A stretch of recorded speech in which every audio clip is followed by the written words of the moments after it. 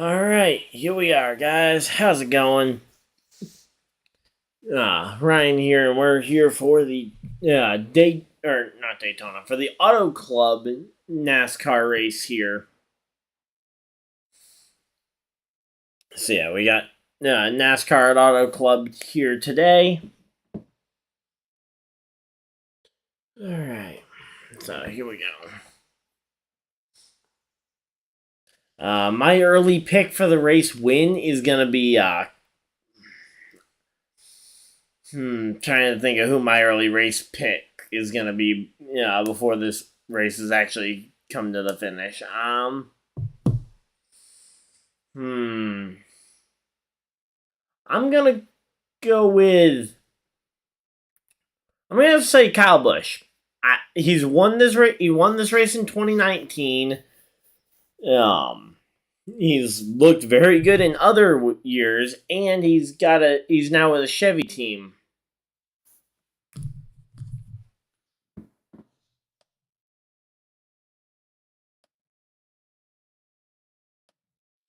Let me see if I can try and improve the signal here for you guys, because I don't know why that's going so badly.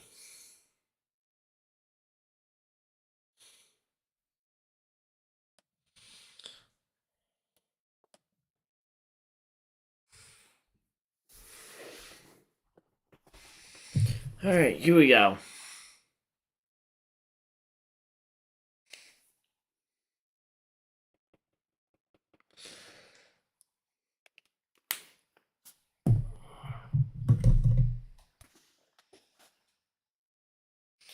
But yeah, so I think probably my first pick though for this I think Kyle Busch is gonna be my early race pick. Yeah, they're right now at commercial break while we wait for this race to actually get green flag. They've already fired up the engines. A lot of this has kind of been last minute quick preparation.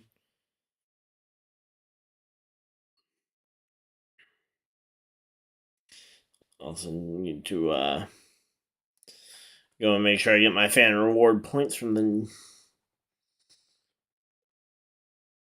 NASCAR fan reward stuff.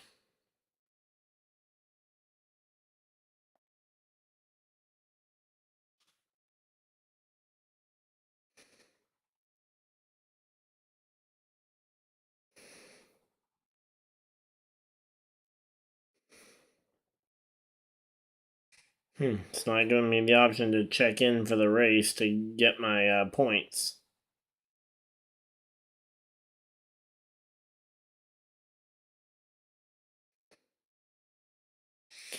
Not sure why it's not. But yeah.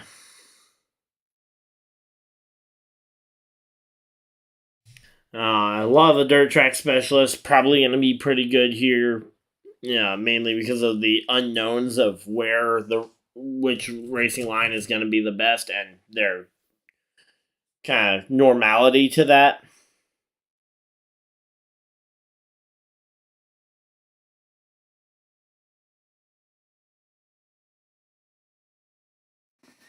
All right, they're back from commercial break, and we're getting.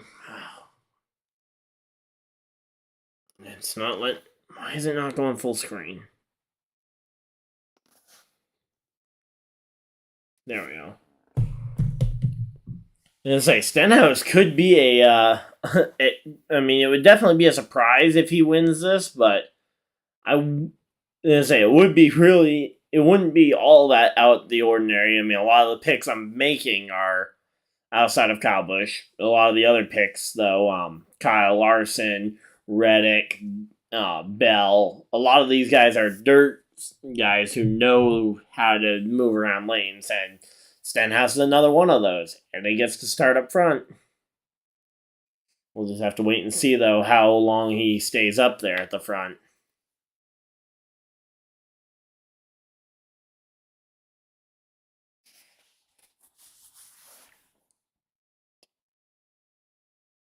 So they use the formula to set the starting grid from the formula that they came up with during the pandemic to start the grid to start it not just based on finishing order from last week or whatever. So now it's finishing order from last week, your points result from last week, and how fast and what your fastest lap was from last week.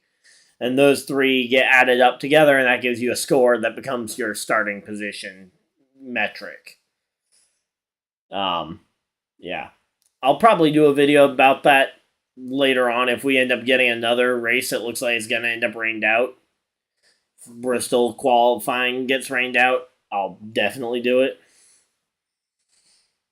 But here we go.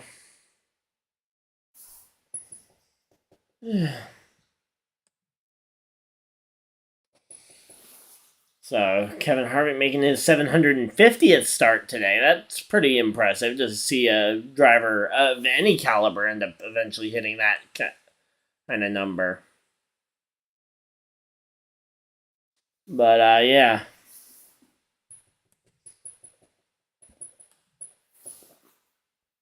So we got our top 10 over on the side. We got the race logo up in the middle. I think we got everything figured out here. So, yeah, how's everybody's day going, though? Luckily, it's a nice sunny day out.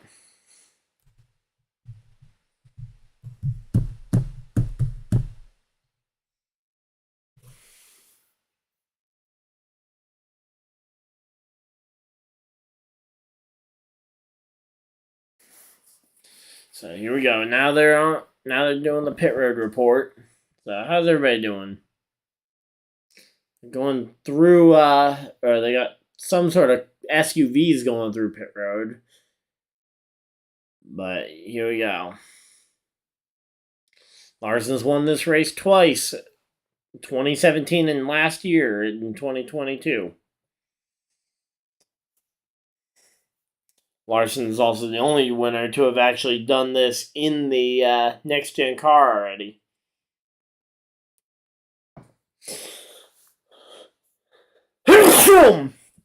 Oh, man.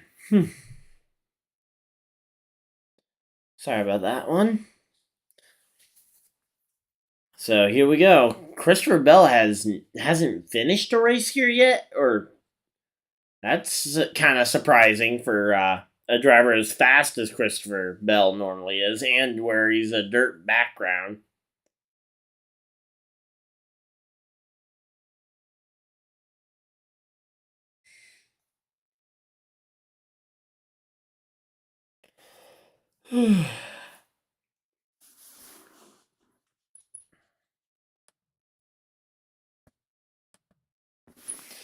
Alright, here we go.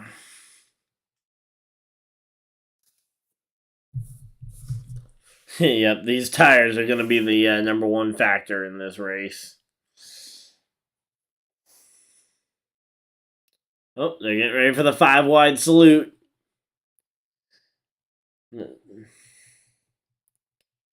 So, yeah, Xfinity is later tonight. I won't be streaming the Xfinity series again this week just because it's late and I'm going to be probably watching it as I'm getting ready for bed. So, because I got early morning tomorrow.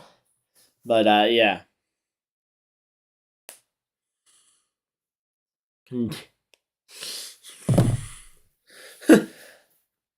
5 feet of snow on some of those mountains. Wow. That's an interesting statistic. I didn't have that one.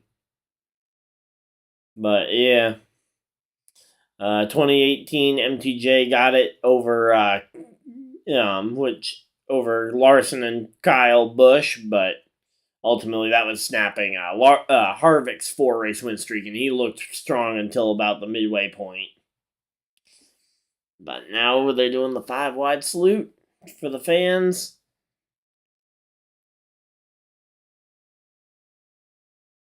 So here we go.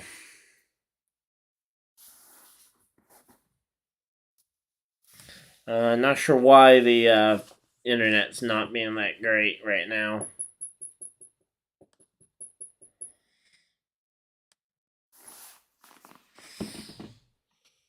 Let me see if I can close some other stuff down that I don't need necessarily.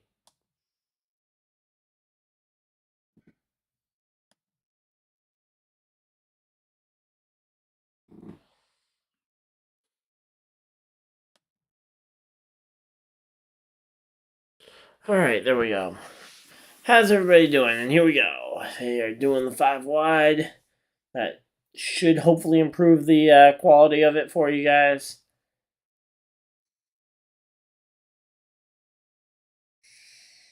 And here we go. It's a pretty good, I'd say a pretty good crowd here, considering the weather. Oh boy, here we go. People are going to start chanting for the race to start 5 wide. It won't be starting 5 wide. That would be chaotic and would be literally asking for wrecks. But here we go, going double file here, and this track is probably due for a repave, which is why they're choosing to reconfigure it. I just hope the reconfigure is good, because if not, we're going to be missing out on a very good racetrack in terms of history. But how, as I starting this thing 5 wide, we end up making them look like complete amateurs.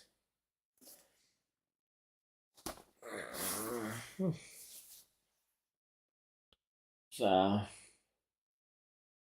might go turn the lights on in the other room because that does look a little dark on the camera for me, at least. I don't know about you guys if it's also dark on your end, but hopefully not.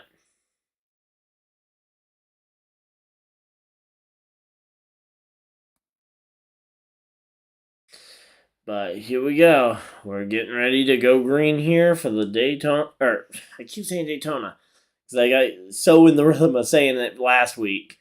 For the Auto Club 400 here, which this year is the Pala Casino 400, technically, so. But it's the Auto Club 400. It's the last race here at Auto Club before they go and change this thing to a short track. They're getting rid of the race for next year.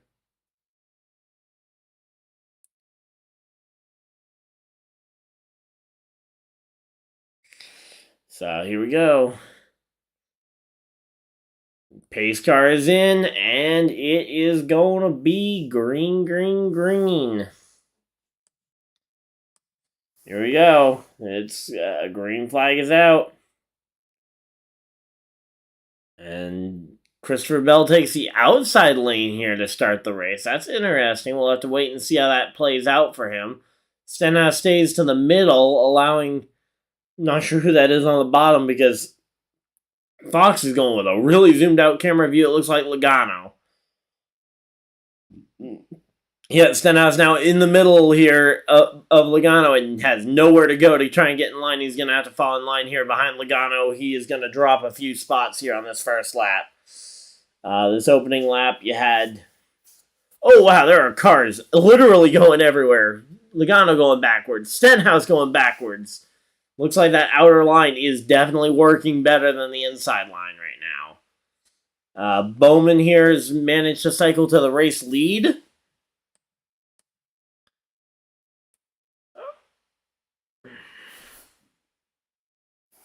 So here we... Oh, wait, no.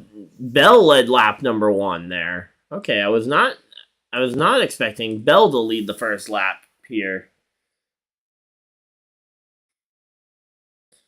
But here we go.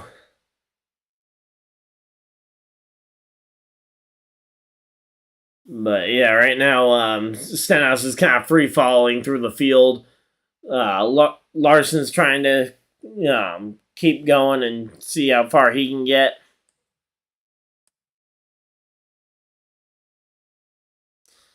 Alright, so there we go. Suarez has a pretty cool looking freeway paint scheme, I think it is. I think that's the sponsor. But yeah. Yeah, right now it looks like the top, though, is definitely the preferred line. Everybody on... Oh, Larson gets loose on the bottom. Nearly comes up the track and takes out Blaney, but they all keep it going for now. That was not looking all that safe there, but Bowman does settle into the lead spot over Bell, Chastain, Logano, Allmendinger, your top 5. So, yeah, Bowman was the 2020 Fontana winner, so he did end up winning a race here. It was one of the last races before the COVID lockdown, before all that shut us all down for a long time. But yeah, it was. Let's see. So Bowman is one here. Chastain isn't one I'd be overly surprised about because I think Chastain is going to be willing to try stuff. But I think at some point Chastain will try something and it will backfire. And I don't think he's finishing this thing. I could be wrong because I've seen Chastain win some races that didn't involve trying something, but I don't know. Looking around at Chastain's driving style and how he's raced these last few, in particular last year, it's not likely that he ends up winning this thing without trying something. He will try pretty much anything to get this win.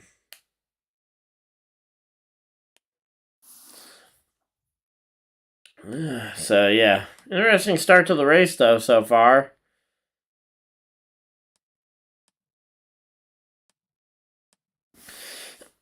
So, yeah, here we go. We're through the first 5-6 laps. Why is the leaderboard so far behind? Oh, there we go.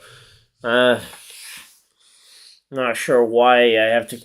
It seems like it only updates when I'm checking the leaderboard, but yeah. Here we go. Truex, Suarez, Blaney. Wow. How has Larson gone last to 9th already? He started dead last. And how is he already up to 9th? At least according to the broadcast, that's what they said, is that Larson was going to be heading to the rear, which I assumed was some sort of inspection thing. But yeah, Larson's showing like he's right there at the front already.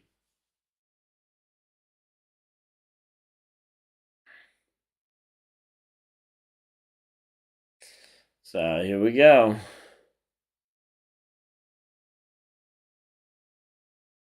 Let's see. Truex slides up in front of Allmendinger here.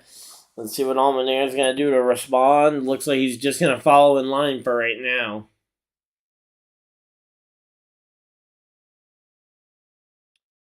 And MTJ goes and pulls the slide up in front of Christopher Bell here. And now Allmendinger's looking beneath Christopher Bell for the spot.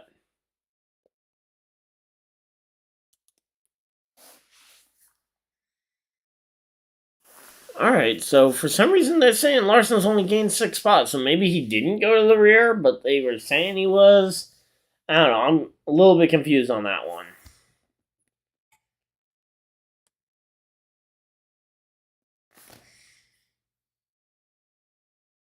Yeah, it just seems like the leaderboard is not really updating all that quickly.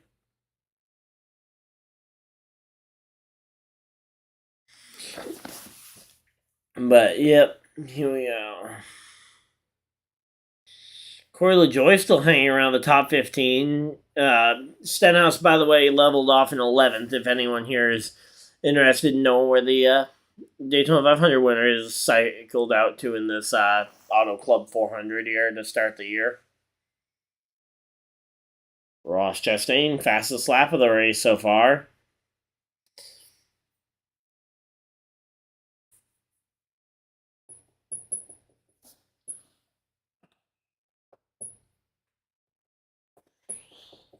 All right. Blaney all the way up into the top 5. He's there. And Bell now trying to hold off Bell trying to hold off Daniel Suarez here. So here we go.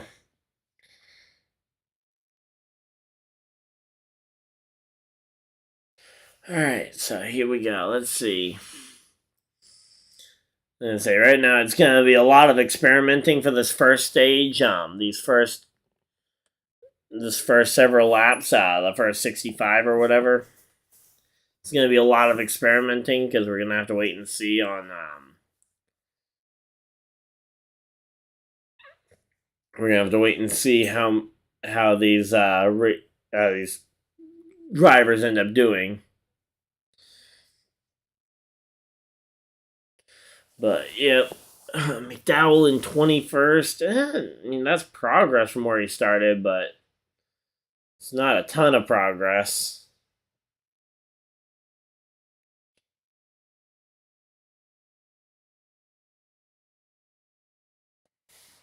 All right, so here we go. Let's see, man. Truex looking fast around that top side, but Blaney actually up to fourth now. So you got two Chevys, then two Penske Fords, then you got Truex's Toyota in fifth there. Interesting to see kind of those two Chevys taking those top spots. Almost like Chevy is a pretty good manufacturer here. They've only won like the last. Oh, what's wrong with Larson? He's coming to pit road for something.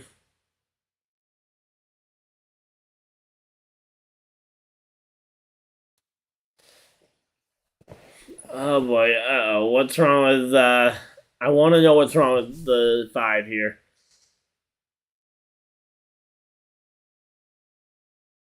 And yep, the head's going up on the number 5 car, so dang, that's gonna be a blow to my fantasy points and stuff. Man. That's a bummer. That's a blow to the that's a blow to my fantasy league.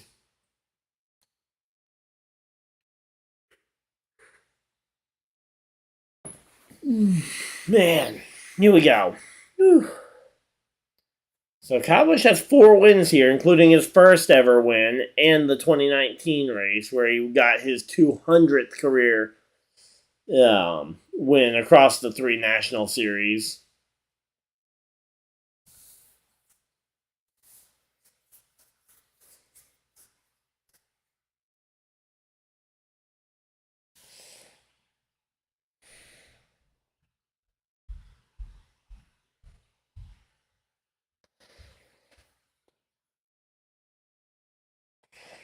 So here we go. This is a really interesting race, honestly. These first 15 laps or so, kind of seeing a lot of the different options. Here we go. Larson's back out on track now. Hopefully they figured out whatever the problem was, but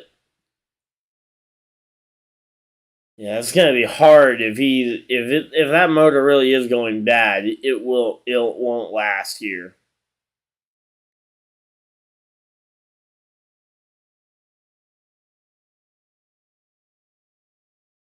So he's topping out at about what?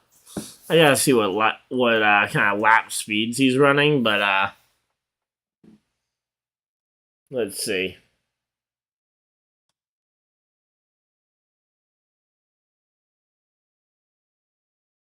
Oh, yellow, yellow, yellow, yellow. Comp yellow here at lap 15. Wish we did not know about the comp yellow. So let's see. I want to know what Larson's last lap speed was there. Let's see. So Larson was only going about 104 miles an hour there on that last lap. That is not good. If that was absolute max speed, he is in a lot of trouble. And I will be going and taking him out of my fantasy lineup now rather than waiting.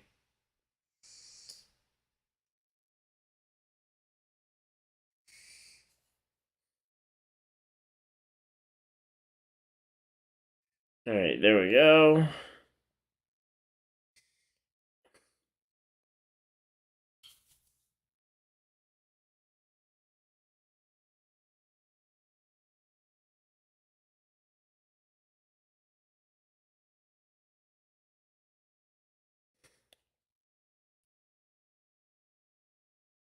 Wait, what? They sold 80% of the land? I know they were selling some of the land, but 80%, that's a lot to sell off there. All right. all right, they still got 90 acres, so I guess the facility was just way bigger than it needed to be, but I don't know, that just seems real like a big percentage to be giving up there.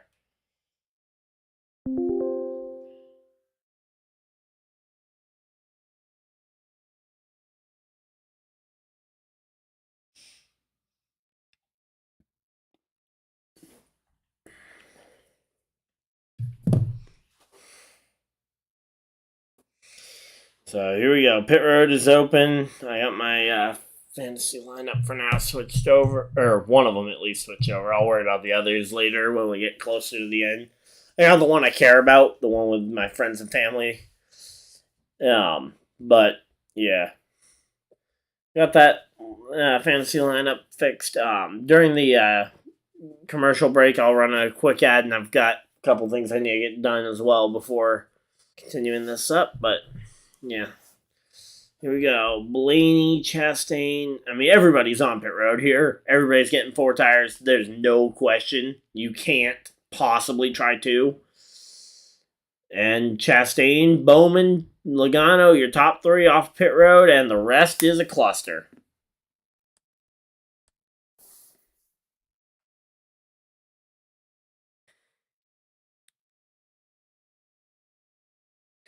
Yeah, so it was Bowman, Logano, Suarez, Bell, Allmendinger, Stenhouse making some gains on pit road, but yeah, commercial break. So, yep, I will be right back here, guys. Just gonna run a quick ad.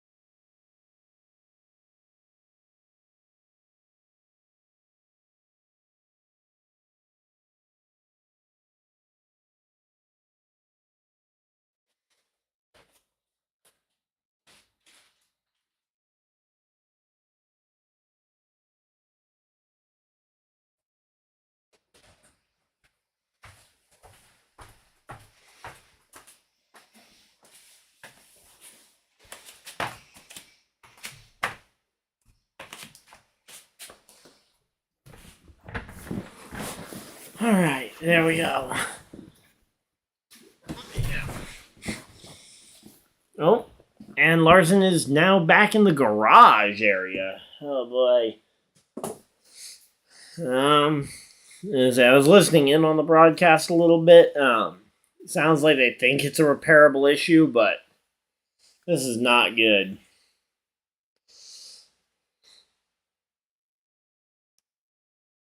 So, yep, the tire got away from Truex's crew, so he's going to be starting tail end.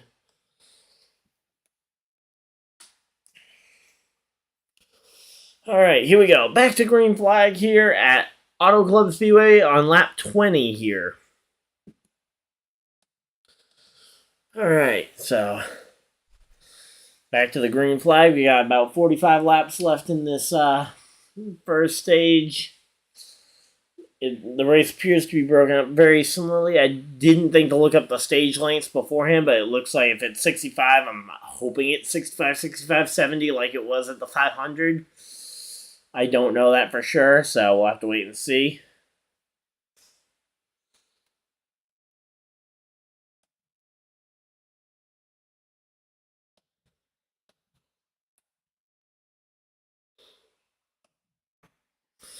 Alright, how's everybody's day going? Here we go, let's see. We got Byron looking to the inside here on a couple of other cars. Uh-oh. What's wrong with my, Oh, okay, looks like everything's... Never mind. Everything's good on the... It said no data, which usually means stream's crashing. Kyle Busch to the bottom of the racetrack. Kyle Busch and Ryan Blaney trying to clear. Oh, they are 3 wide here for the race lead. Kyle Busch, Ryan Blaney, and Alex Bowman all just nearly wrecked trying to take this race lead away. But, oh my. Whew, that was interesting. And it looks like the streams, their leaderboard is showing Chastain to the lead. I did not see that pass. If Chastain did make that pass, I did not see it happen. Oh, it's because that battle with Bowman was for third, not for the lead. My bad. Looks like it was for the lead, and I knew Bowman was leading when I last checked it, so. Oh, yeah, because Chastain won the race off pit road. I'm stupid. But, yeah. Here we go. Let's see what we got. Bubba Wallace up into that top 10 there. I think Chastain, though, is definitely, again, it's kind of the interesting thing because I know Chastain is willing to move around. I just think he's too willing to move around. I think he will end up burying himself by trying to do more than the car is capable of.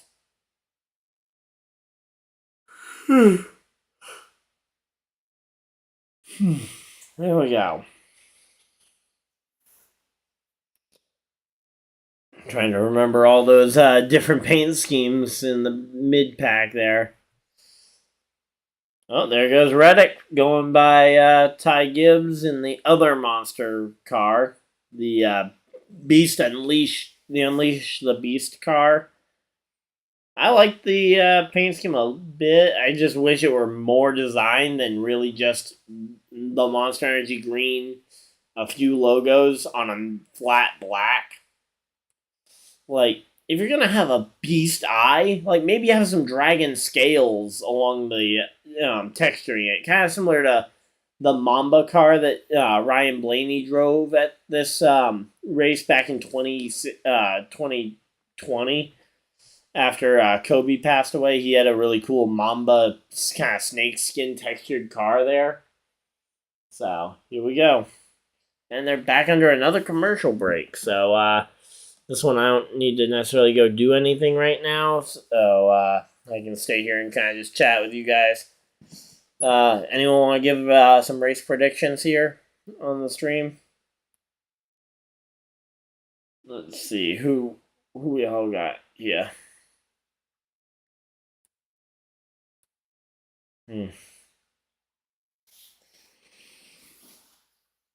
But man, I can't believe Larson had that engine issue, and that's probably going to keep him out of the shot to try and win this race. Honestly, we're gonna have to wait and see. But man, it's always kind of the question mark. Last year, apparently, the Toyotas had problems. Now it's the Chevys. Now we gotta wait and see about the Fords potentially having trouble next year, I guess. Although there won't be a race here next year, so guess we don't have to worry about that if it is a track specific problem.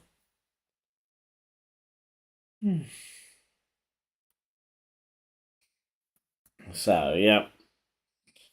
Fox definitely has quite a few commercial breaks, but honestly, this race has actually been pretty good so far. Outside of the fact that on the very start they zoomed out to try and include the entire field in the shot, and it's like, you can't fit 40 cars in the shot that easily. And you don't zoom out that far on your very first start of the race when you've got cars side by side for a race lead. Especially when they end up 3 or even 4 wide by the lap or by the turn 2. I mean, I know I've been complaining about Fox in all my broadcasts pretty much of this year, but really it's just been so they've been hit or miss with almost every aspect of their content, between the high amount of commercials and other ad breaks that cover the screen. Then you have other interruptions like the whole Bush 401k screen stuff. Oh, Noah Gregson into the fence. That's not good. I'm gonna say it stayed green. He just kind of brushed the fence, which is not great, but it's better than nothing. Blaney took the lead under the. How do we miss the? Okay, I get it. Gregson, he's a rookie. It's important to show that he made a rookie mistake and hit the fence. How have we not seen a replay of the pass for the lead under the commercial break for Blaney? How did Blaney and Logano pull this off together? They both passed Chastain. That's not easy to do. How did it happen?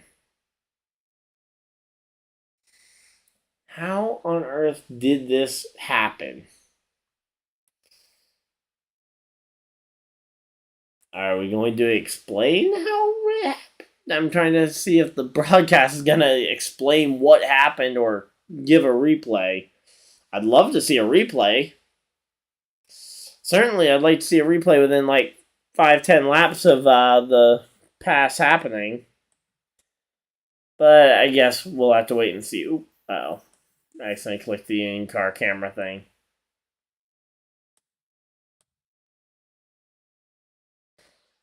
Ah, man.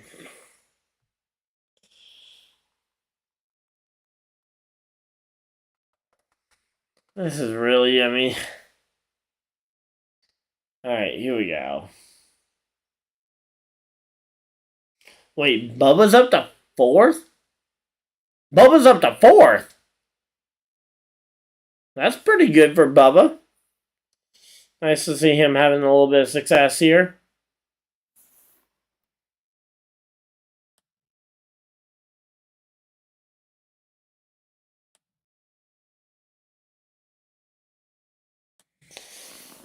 Alright, too bad. I wish I knew what was going on when it comes to the connection. I don't know why it keeps going bad on you guys. Not sure why the connection isn't better. Oh, there we go. It just went back to green for over there, so here we go.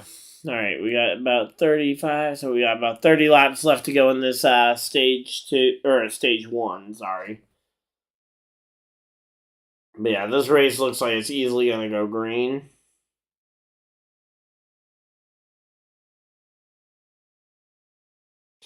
But yeah, they should have waited, I feel like, to see how this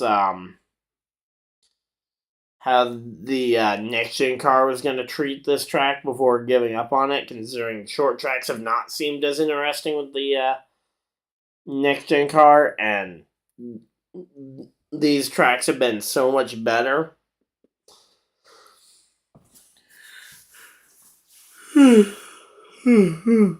Man, sorry about that. Commercial break. Yay. Gotta love having commercials.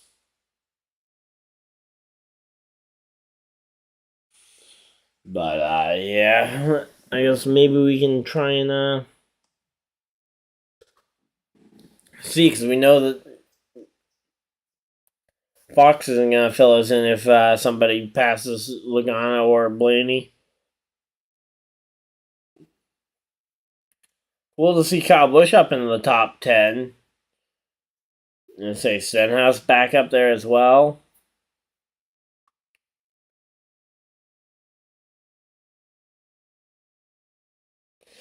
Alright, here we go. Let's see. Just kind of looking for any kind of movement on the leaderboard right now. But yeah, there's not much happening on the leaderboard.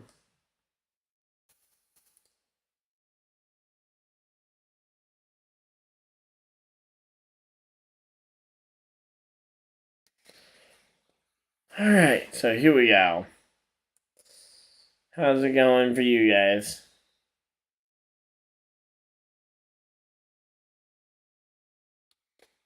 Who do you guys think's going to win this race at this point?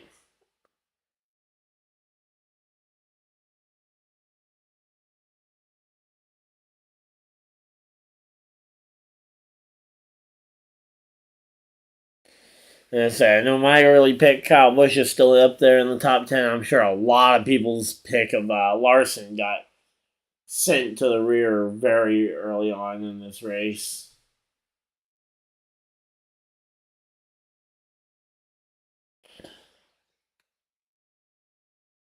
Here we go.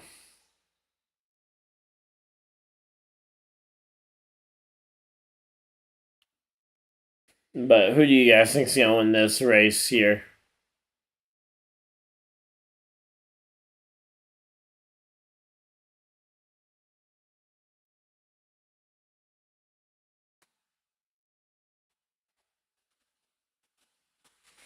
But yeah, so alright. I guess I can see the financial boost if they were able to sell 80%. But I'd like to imagine that they could have sold some of that stuff without reconfiguring the track. Like shrink the track's footprint in terms of the extracurricular stuff, maybe, but I don't know. I've never been to the track, so I can't really say that for too much.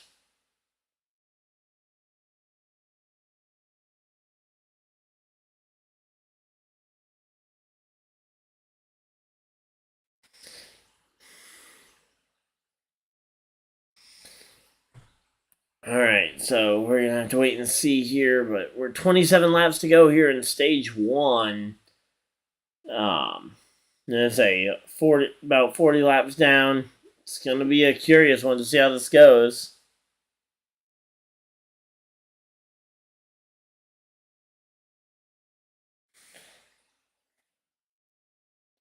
But yeah, so for right now, though, it definitely seems like getting to the front isn't a problem.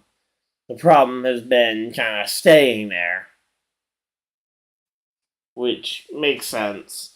Curious to see if we're going to see any other engine problems potentially from some of the other Hendrick Chevys. Bowman would be a big hit to a lot of people, I'm sure. I'm going to say Byron and Elliott are trying to make their way from the back to the front.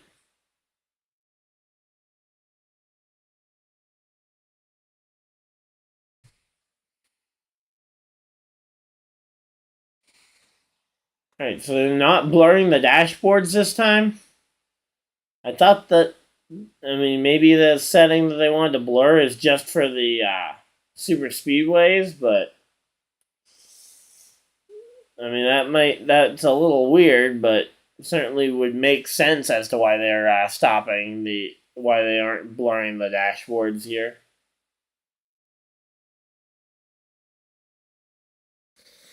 Let's see. Byron's up into the top 10. Not seeing. Oh, Elliott's 14th. I was going to say, I haven't seen much of Elliott yet at the front, but they're working their way there.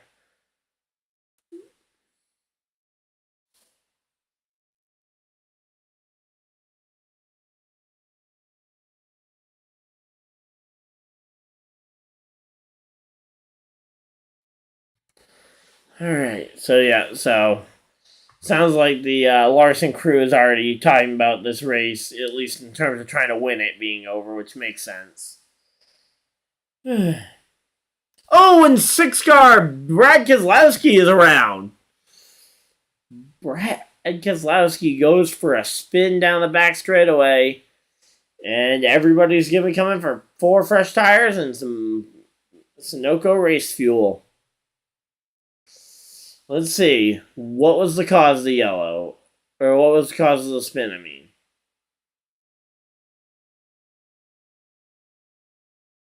Okay, so Corey LaJoie got into the rear, got just barely into the rear of the 6 car, just enough to end up spinning the 6 car around. Yeah, just a nice little doink, it looks like. Just taps the car on that corner, and suddenly there goes Brad Keselowski. And back under yellow yet again. Man.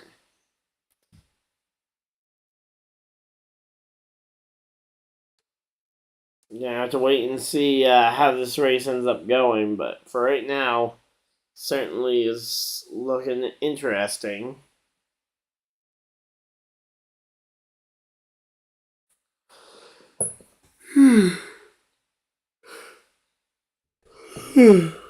Man, here we go.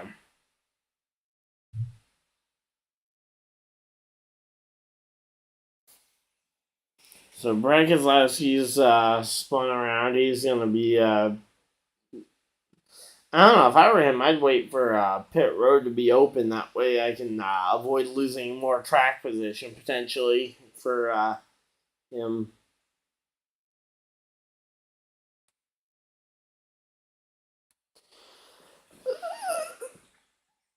Oh, man. All right, everybody coming down pit road here for some tires and some gas. I have to wait and see how these how this restart ends up lining up. All right, here we go.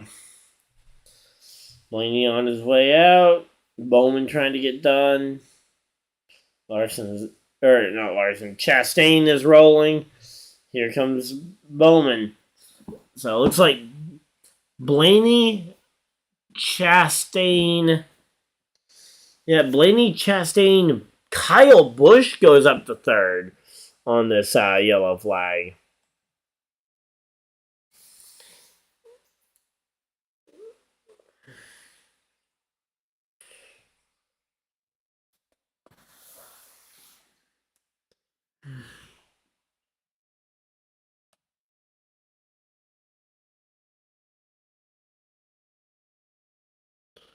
Uh-oh.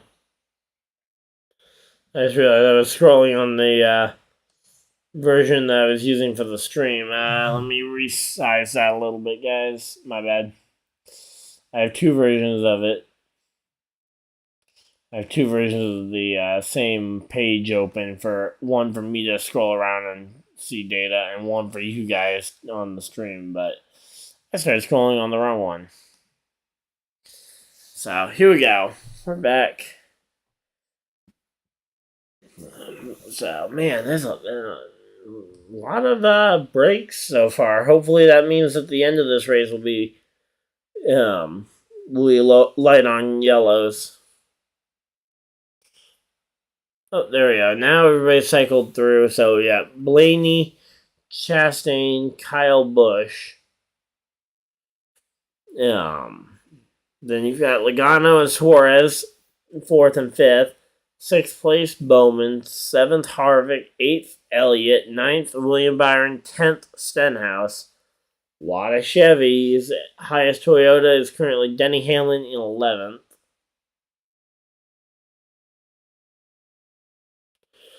Alright, so we looked at this from almost every angle, trying to think if there's anything we've missed in this analysis here of this running order, but yeah, it's going to be a question of what happens when this goes green here.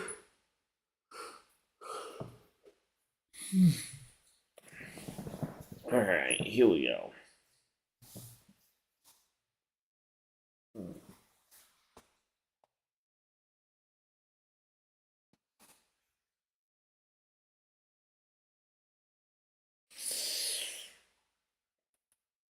So, here we go.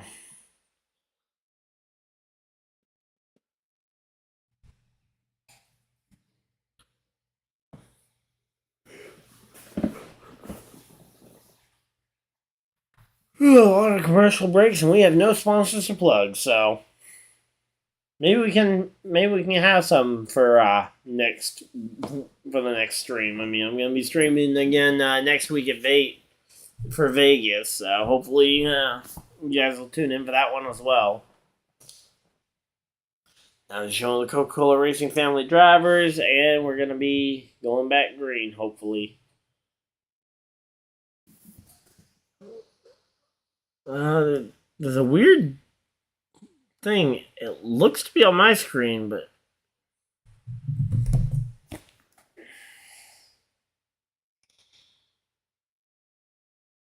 I don't know what that is. But there's a weird off-color thing in the middle of their screen. Okay, but yeah, it appears to be not. Yeah, on their end. Sorry, I was just trying to figure this out. That is really weird. I don't know why there's random color misses in their broadcast. Like just random bits that look like chunks taken out of a screen. No! Kyle! Too fast exiting! Kyle Busch to the rear! No!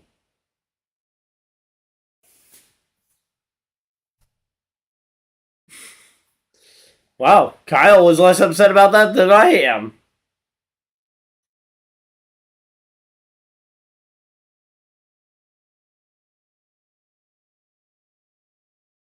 Here we go.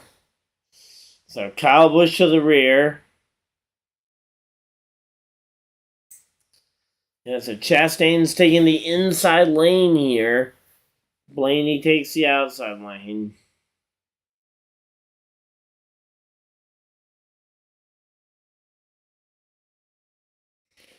Alright, here we go. There, the expanded restart zone. And 20 laps here left to go. And they are green, green, green, green, green.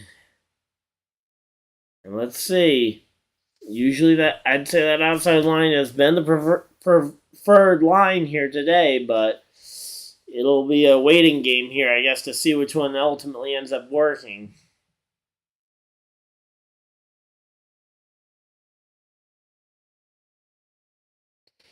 Alright, so here we go. The two Trackhouse cars have found each other.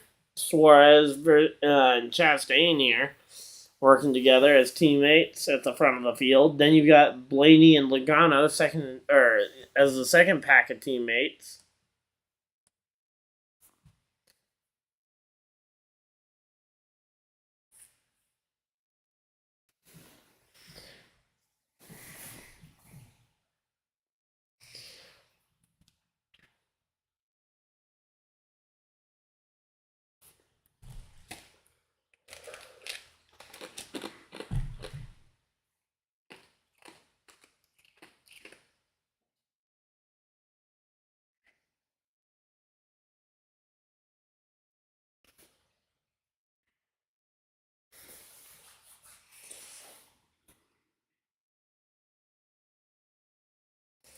So here we go.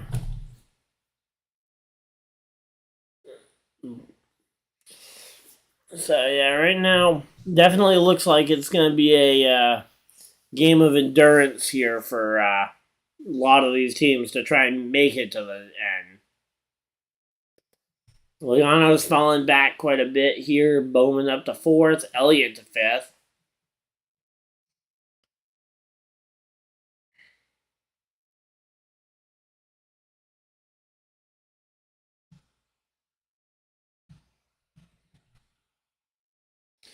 All right. So yeah, right now, I mean, it's just kind of a waiting game here. 17 to go. They have gotten single file, but we know it's not going to stay this way for long. I'm sure Suarez and Chastain are both going to be hungry for those stage points. Bling probably going to be interested in trying to get the stage points as well. LaJoy is taking back a spot in the top 10. That's interesting to see Corey LaJoy hanging in there.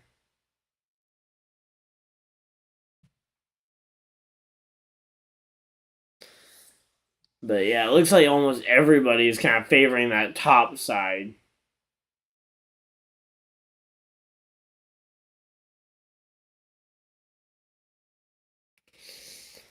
All right, here we go.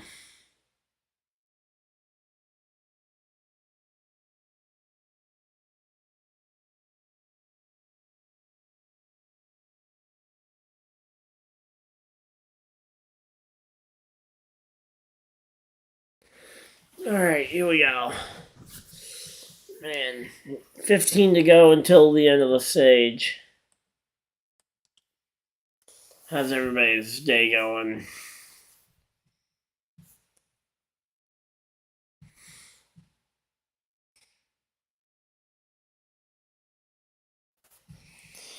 So, man, I would say this race is usually one of those that is so heavily determined by your speed that it gives you a real good shot out of who the fastest cars are.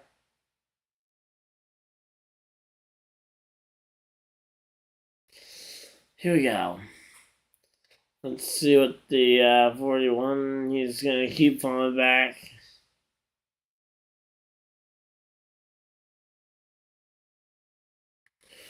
All right, here we go. Let's see what we got going on here.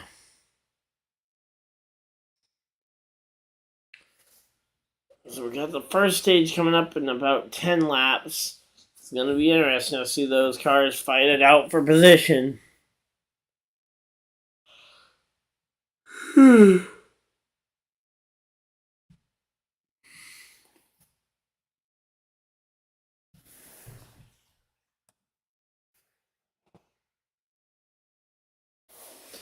But, man. Let's see, where's Kyle Busch managed to work his way back up to? Kyle Busch is back up to 20th, so.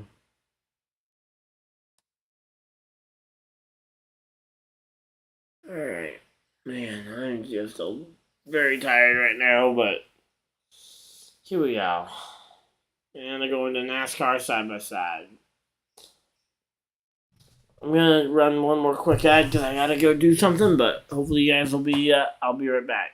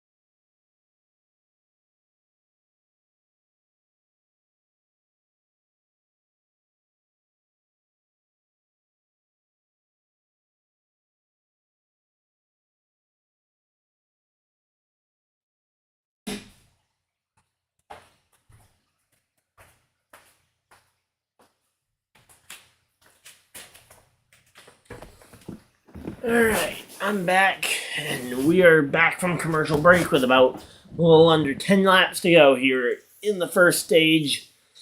Alright, quick recap of what's happened thus far. Who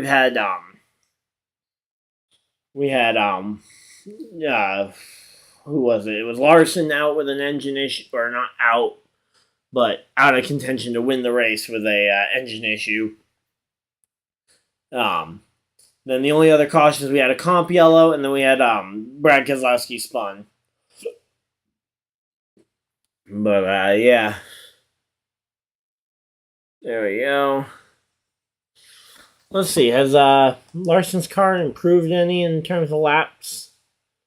Yeah, he's up to 166 mile an hour laps, so he's whatever it was, he has fixed it. He's just 16 laps behind the race, so he's, for all intents and purposes, he will not be getting back in this thing. Although we said the same thing about Blaney last week, and he almost came back to win the thing. Okay, Reddick is up to 16th. Kyle Busch is back up to 5th. Oh, whoa! Kyle Busch with a double overtake in the back half of the field. Kyle Busch just jumped up to 13th. I was about to say he's in 15th, but he passed Stenhouse and LaJoy there. Or at least he jumped up the leaderboard on the broadcast there. They weren't showing the battle. I wish they were. But here we go. We got 2 Hendrick cars, and honestly, 4 Chevys in that top 5 is impressive, if nothing else. 5 laps left here in this first stage, and it really looks like the Chevys have taken command of this race so far. Blaney is trying to stay in this fight. Kyle Busch up 19 spots since the restart here, and he's probably about to make it 20 and 21 here as he gets ready to pass Eric Jones and Bubba Wallace. And I don't anticipate him getting stopped there either.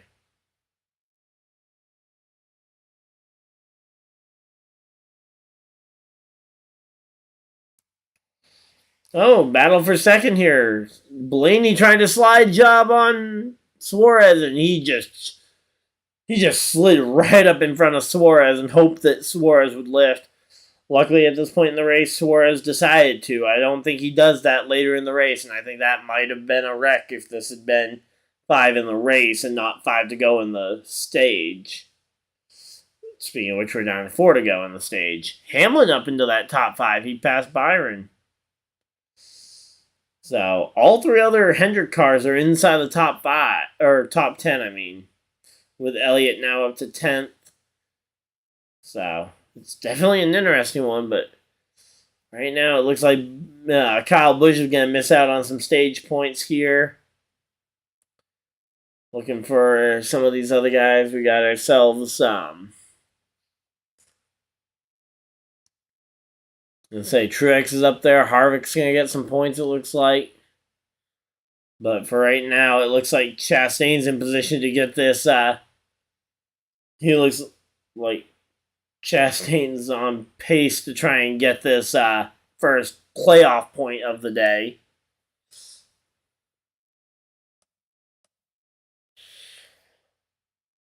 Alright, so here we go. Wow, we're getting close to the end of this first stage here. 2 laps to go for Chastain, and he's got a bit of ground to open here. Oh, Kyle Busch dropped back down, it looks like. We have to wait and see, but here we go. Stage 1 with 2 laps to go. If a yellow comes out now, it would almost certainly end this stage.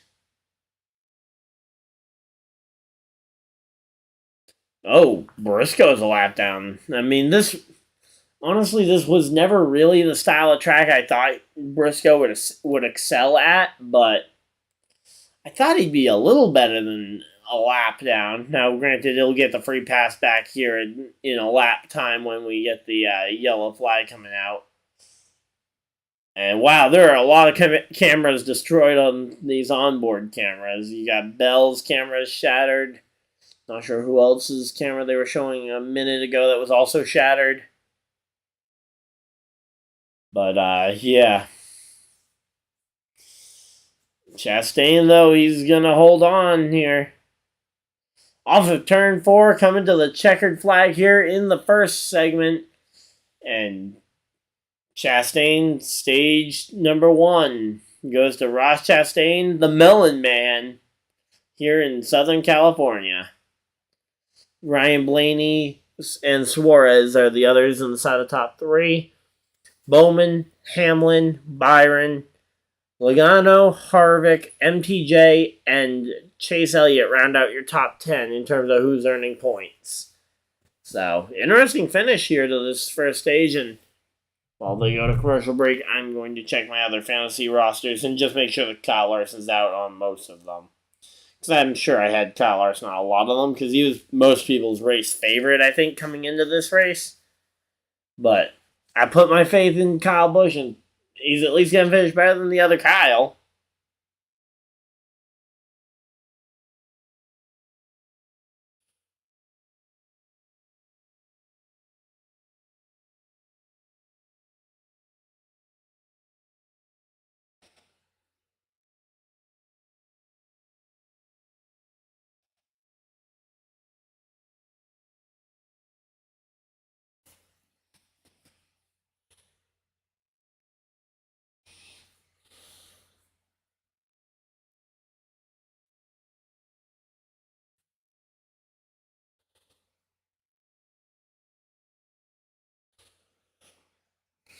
Yep, that one needs Kyle Larson removed.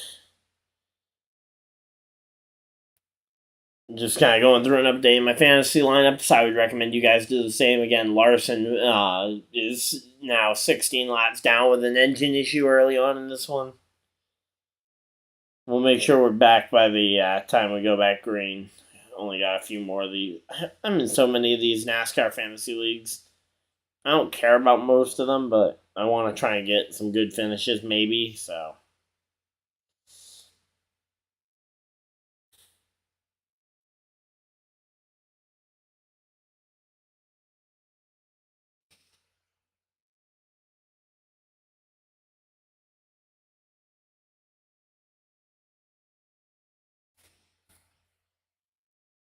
Why did I have Michael McDowell in on this fantasy roster?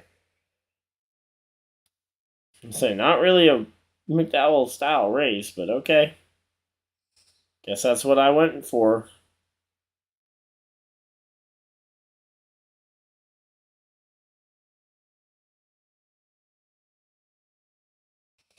But yeah, so we should hopefully be getting back to pit road here soon, because I'm gonna say that's what's up next is pit stops here for the Cup cars. Reminder that for anyone that hasn't heard it on the broadcast, the Xfinity race that was rained out yesterday will be going on at 8 p.m. tonight. Or 8 p.m. Eastern time. Sorry, I should probably have specified that a bit better.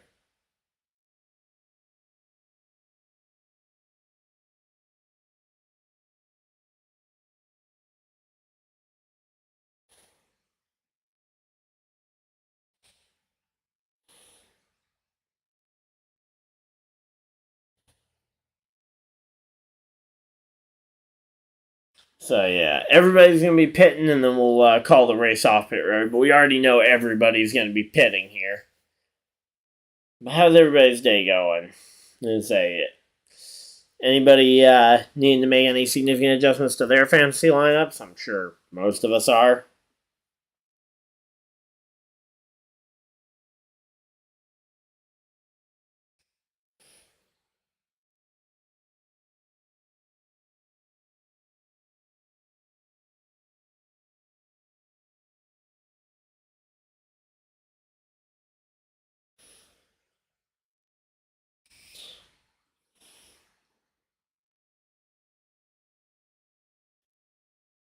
Got two more fantasy leagues. I need to change my lineup because I know I put Larson in for almost every fantasy lineup I have. But yeah, I got the big NBC Sports one that they do with where you try and beat the broadcasters. I'd like to beat Dale Jr. if I could, but that's not an easy one to do, especially where I'm at the track from time to time where I don't have the best signal to actually update my lineup. Although I shouldn't say that because Junior's probably at the track almost every week and has probably super great Wi Fi because he's Dale Jr. Probably has his own login and everything. But yeah, so everybody's on pit road. Doing 4 tires and fuel. Chastain is away. Blaney's away. But yeah. Curious to see where Eric Jones ends up finishing up. He's one that I kind of had my eye on entering this race because of how he did last year.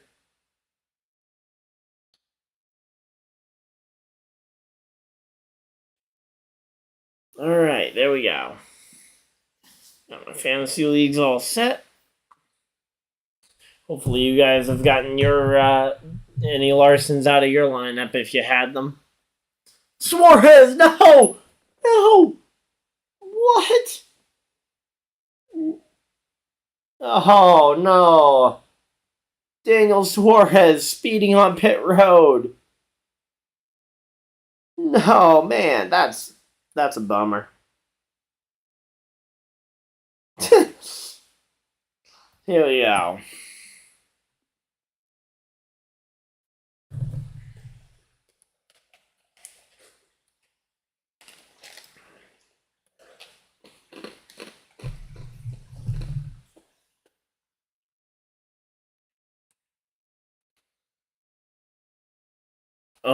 Oh yeah, I forgot. Next week we have IndyCar and F1 season openers. Not sure if I'm gonna broadcast any of them, but we'll have to wait and see when those are gonna fall in terms of the Eastern time zone.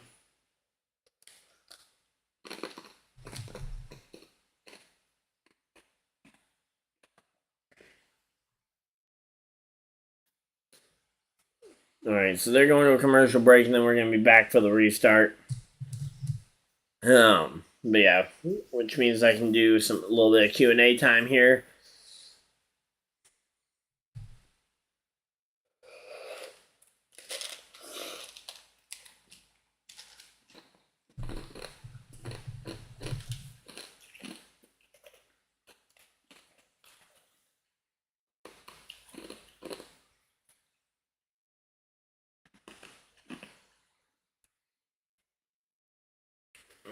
Here we go.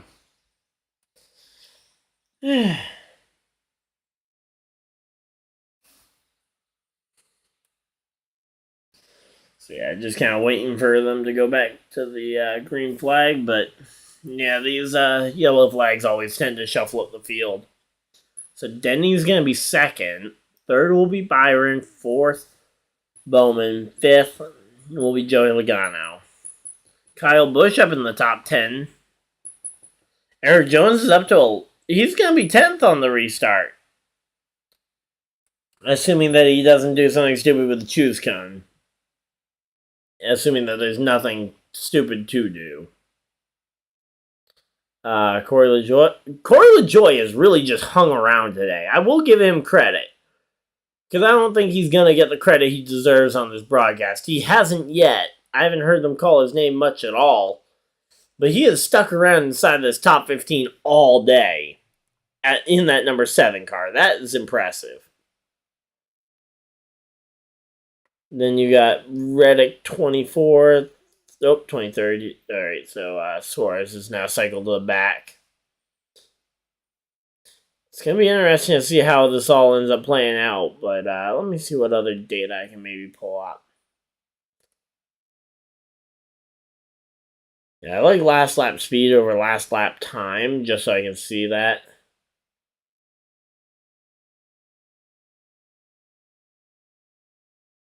Alright, yeah, I think that's all the data I really need to be able to hopefully inform you guys of what's all going on. And we are getting ready for the restart. Well, choose come then restart.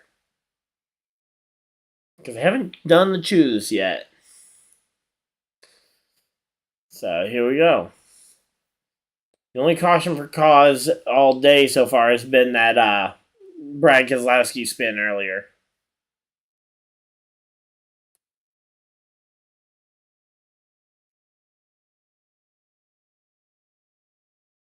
Yeah, I'm kind of surprised at the amount of dust and stuff on this racing surface, considering the amount of rain they had yesterday. I mean, they had a ton of rain yesterday, and they still have dust and debris, it seems, all over the track. 33 cars still on lead lap. That's pretty good. A lot of quite a few lead changes for a race here at this track. Oh yeah, what's the second stage distance? It's another 65, so it's 65, 65, 70.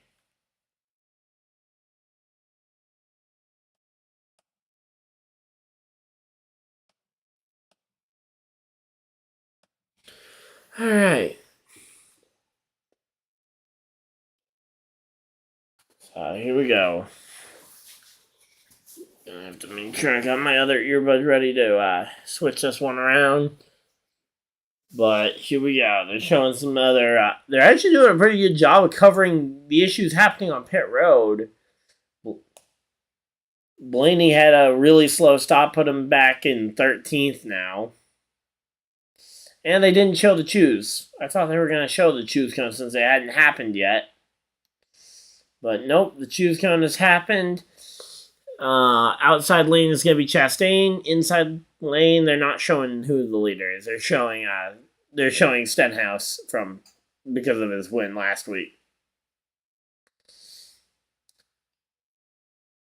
Well, Joy was right there. You could have given him a shout out for his impressive performance. There we go. That's what the word I was looking for, was impressive.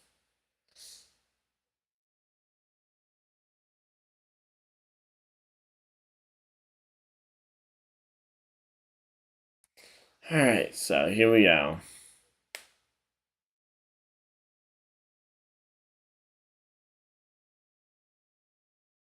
Yeah, this is pretty much this is one of Suarez's kind of home style tracks where you have a lot of that Mexican influence in this southern part of the U.S., in particular, so Southern California. Texas has a lot of Mexican influence as well. So, it's kind of like a second home for Suarez. Kyle Busch to the bottom here. 3 wide with Logano and... Is that Hamlin on the top? Hamlin to the lead.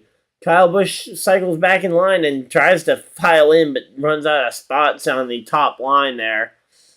So, Kyle Busch is going to have to go to the bottom again here in turn 3. But man, Kyle Busch is fast. There are no two ways about it. Kyle Busch has some speed here today. Oh man. There we go.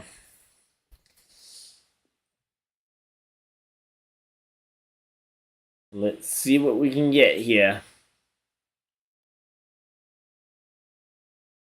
Yeah, so that is, that's Hamlin who was taking the lead now over Logano and Chastain. Kyle Busch just kind of slid back again.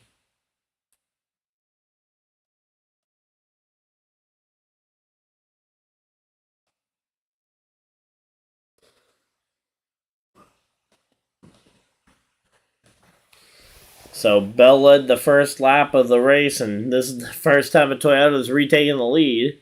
And there goes Logano to the race lead. Logano just goes and straight up and passes the 11 car. No real big chops necessary, unlike Kyle Busch in the back, who's still trying to find a spot to get in line.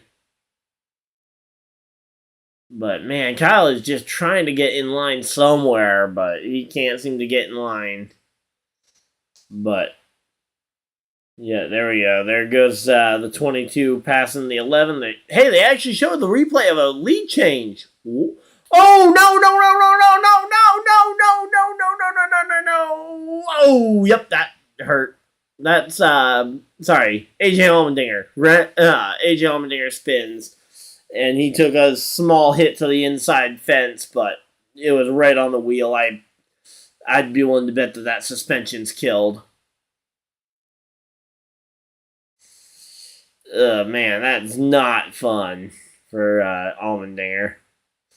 We're going to have to wait and see if he ends up being out of the race completely from that, because these cars are not. So we'll have to wait and see what happened, but yeah. So they're saying the 47 checked up, and that's what led to this. I got to see. Yeah, here we go. This is a much better angle. Thanks, Fox. So 47 goes up. Oh, no, that looked. I completely lost track because they were saying 47, but. Oh, yeah, okay, so. Alright, I can kind of see where that's coming from. So, Stenhouse slowed up Ryan Blaney, which, and then as he was slowing up, he went a little bit side to side, which hit LaJoie, who wiped out the 16. But it looks like 16 is going to continue, so he's got a shot in this race still. I think he's still got a shot for a good finish. Maybe the win might not be in range because, again, like losing, you're probably going to lose a lap or two here, but let's see. How many laps did Keselowski lose with a similar style spin, although he didn't hit anything? So Keselowski's only one down, and in fact, Keselowski's going to be your free pass here.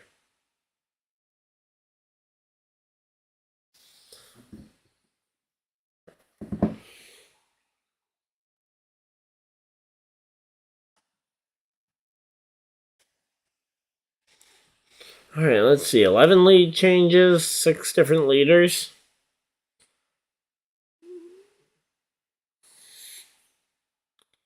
Oh, Byron and Chastain nearly got together, and I was busy checking the leaderboards. Oh, what happened to Truex? Oh, Truex has got damage. That's not good. What happened to Truex? I don't know if... what is Allmendinger doing? Has he not gotten back to pit road yet?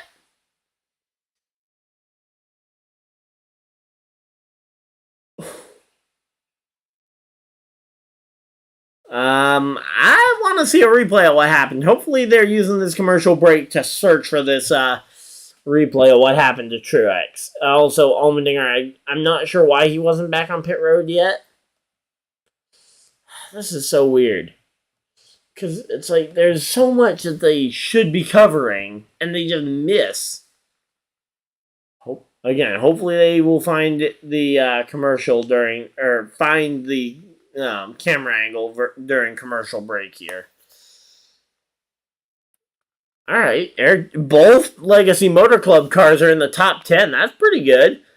Ty Gibbs up into 7th. That's pretty good. There's a lot of shaking up in the field going on right now. Curious to see if we see anyone try the staying out strategy. It's never going to work, but I wouldn't put it past somebody trying it, maybe.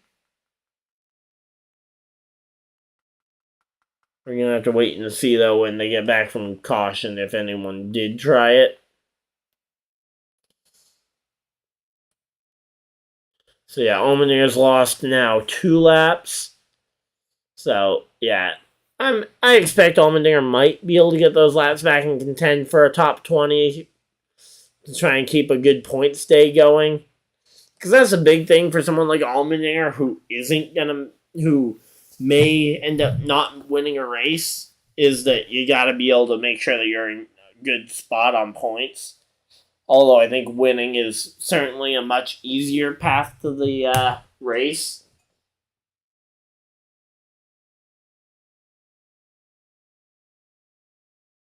But, again, I think I can justify this commercial break if they are using it to find us the camera angle of what happened to M2J.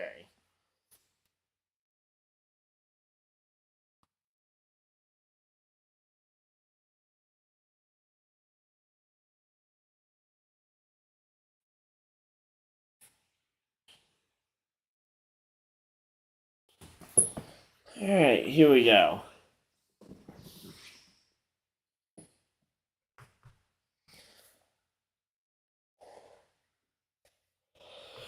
Here we go.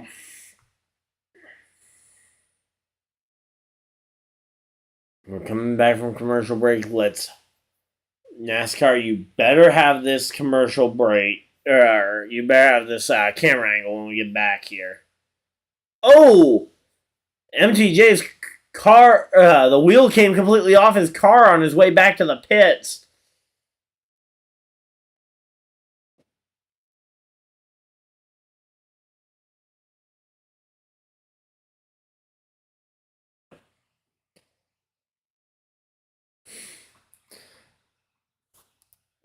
Yeah. So the wheel comes off the car.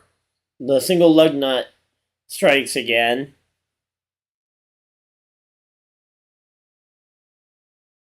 So MTJ is going to be held to.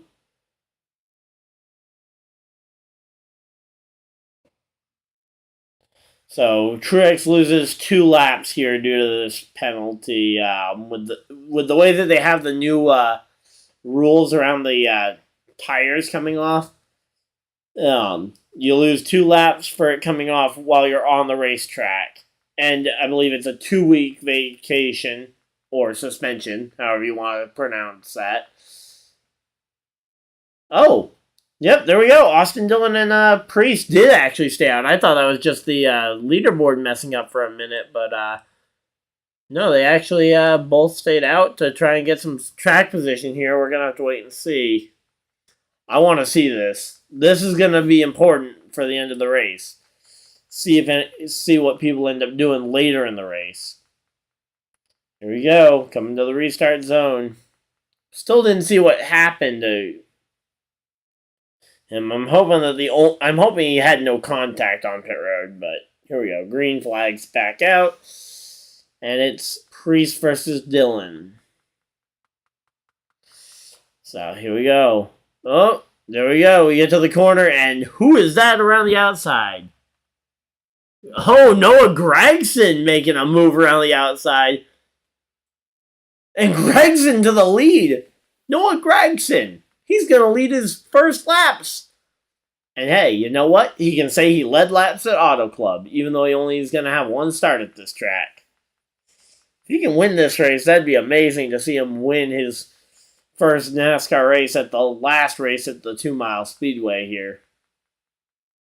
But yeah, I think that's a bit. That's definitely jumping ahead a bit because we are nowhere near the end of the race yet. Oh man, Denny Hamlin almost tried to slide right up in front of him again, but there we go. Logano got back the race lead there as well in the midst of all that.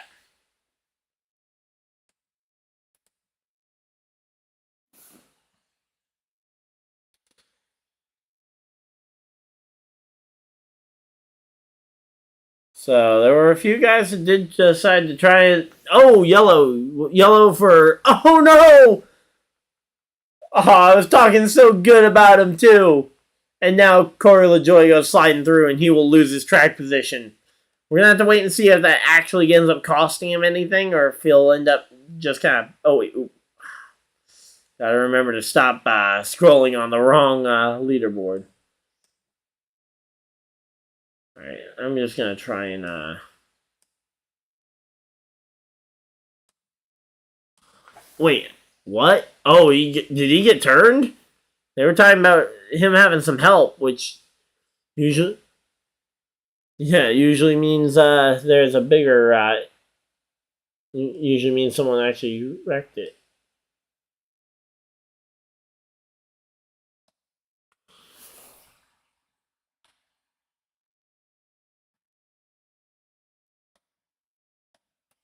Let me see. Is that better? Yeah, that looks almost right for the leaderboard. So we're almost to halfway in this race, which would officially end the race if rain does pop back up. It shouldn't cause any problems, but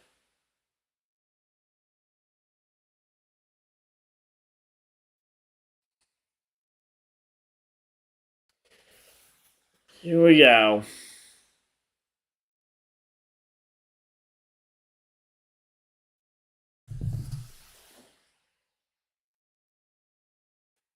So we're back under a commercial break here. How's everybody doing?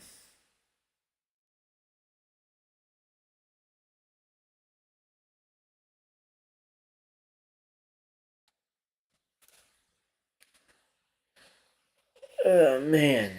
Whew.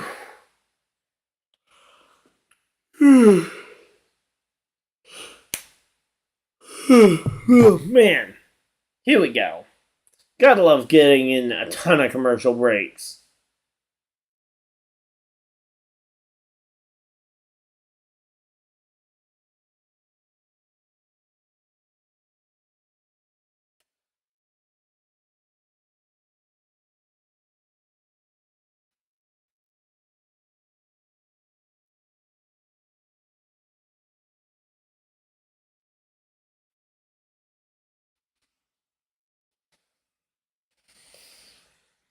Alright, so yeah, how's everybody doing tonight?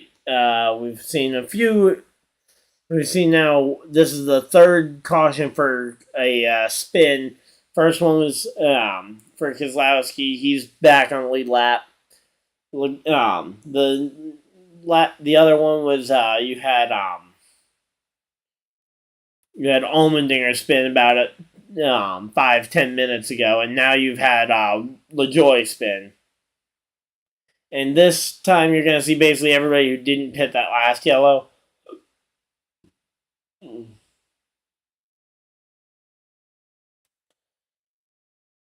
But yeah, that really is not going to help them. So yeah, they're going to get another restart here. So Noah Gregson's, I think, the only one that is continuing to try and save this extra set of tires here. Let's see. Yeah, Noah Gregson's still in 6th place, so... Oh, wait, that's not up to date. Let me see if I can refresh this to get... Or if it just hasn't updated because I haven't crossed the line.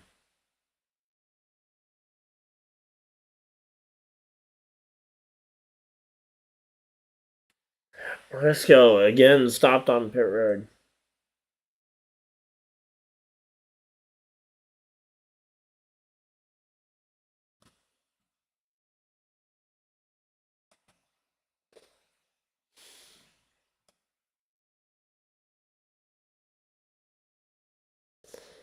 Alright, so yeah, looks like Noah Gregson might have stayed out, though it looks like we're going to have to wait because Austin Dillon is still showing up there, and I know I saw him on pit road, so. Again, looks like we're going to have to wait.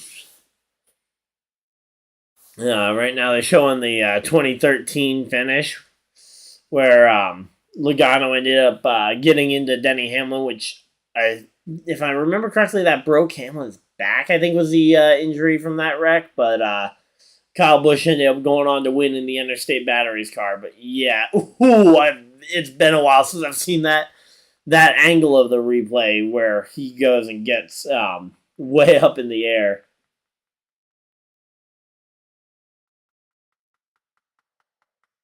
And Tony Stewart starts a fight with Logano. Those two should talk. Yeah.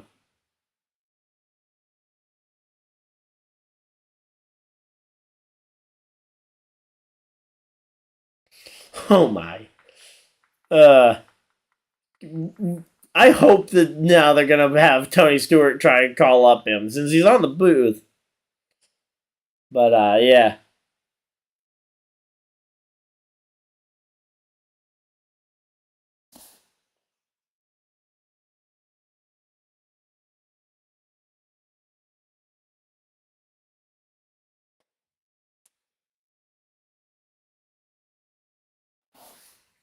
Alright, so there we go.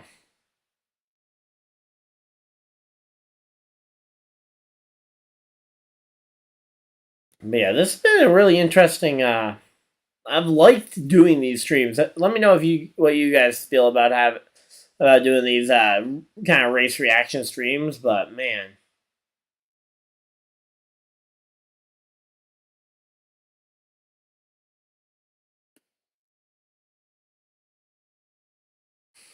Oh, here we go. Choose cone. Finally! Thank you, Boyer! Thank you, Clint Boyer, for telling them to focus on the choose cone. Thank you! And we're not going to get to see it. We're getting a zoomed out camera angle from like 5 miles away.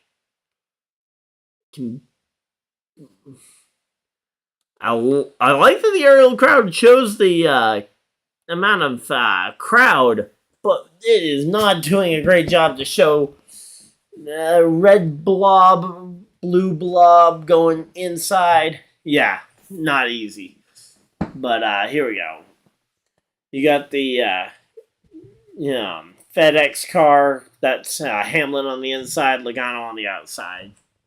Now that we've kind of cycled everything around, Noah Gragson did stay out. Okay, so Noah Gragson preserving an extra set of tires maybe for later in the race. We'll have to wait and see if that ends up becoming a factor. Kyle Busch up to 6th place. Bubba Wallace up in the top 10. Kevin Harvick in his final race here. He's up in the top 10.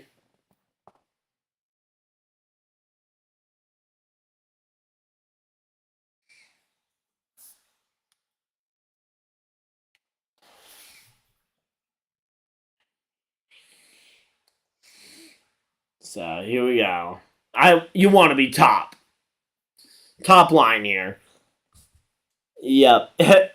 So far, from what I've seen on these restarts, the top line has been the best line. You can't really give the any other lane.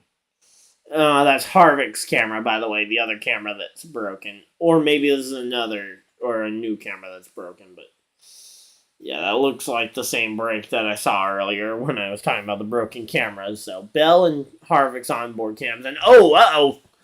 People are saying crash. Oh, yep, they're the crash. We're on the restart. They're crashing. The back half of the field is around. Ryan Preece. Blaney is in it. Amarola's in it. Reddick is in it. Christopher Bell is in it. Oh, my. Whew. Yeah, Keselowski's around. Amarola, yep, there's Amarola. Amarola's stuck in the grass. No! Oh, man. The 45 is stuck in the grass. That 45 beast, Unleash the Beast monster car there. Oh, Ty Dillon goes around too. What happened? What on earth happened? I mean, I know a lot of people are saying that different timing line, but man.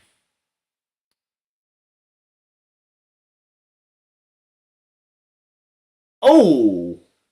Yeah, it looked like whoever was in front of Christopher Bell checked up massively and just got everybody hitting each other and yeah, spinning everything around.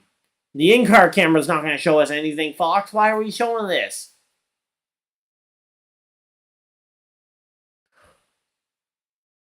I mean, that looked like the most unprofessional crash I've seen in a while. It kind of reminded me of the Busch Clash from 2020. And now they're showing Briscoe's in-car camera, and it's like,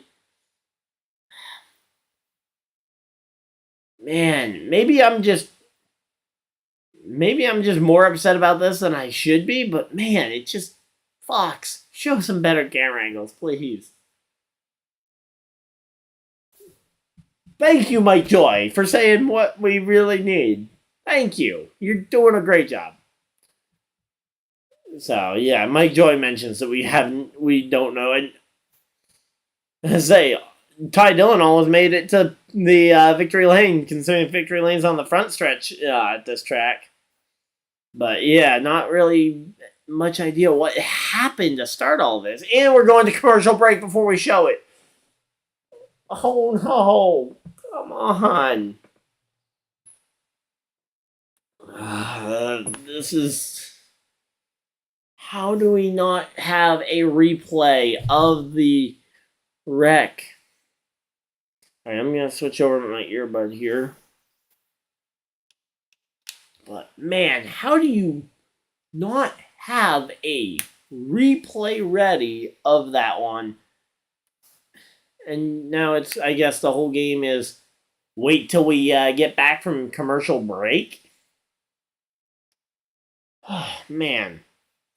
I'm trying to not make these streams entirely critiquing Fox, but as someone who has done NASCAR, not iRacing, but NASCAR Heat 5 broadcasts in the past, that's what I see in this race.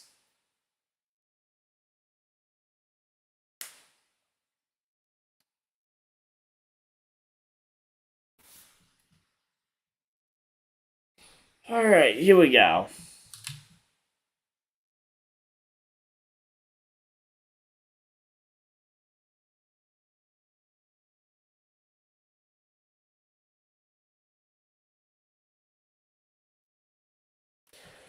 But yeah, that piled up some more high profile contenders.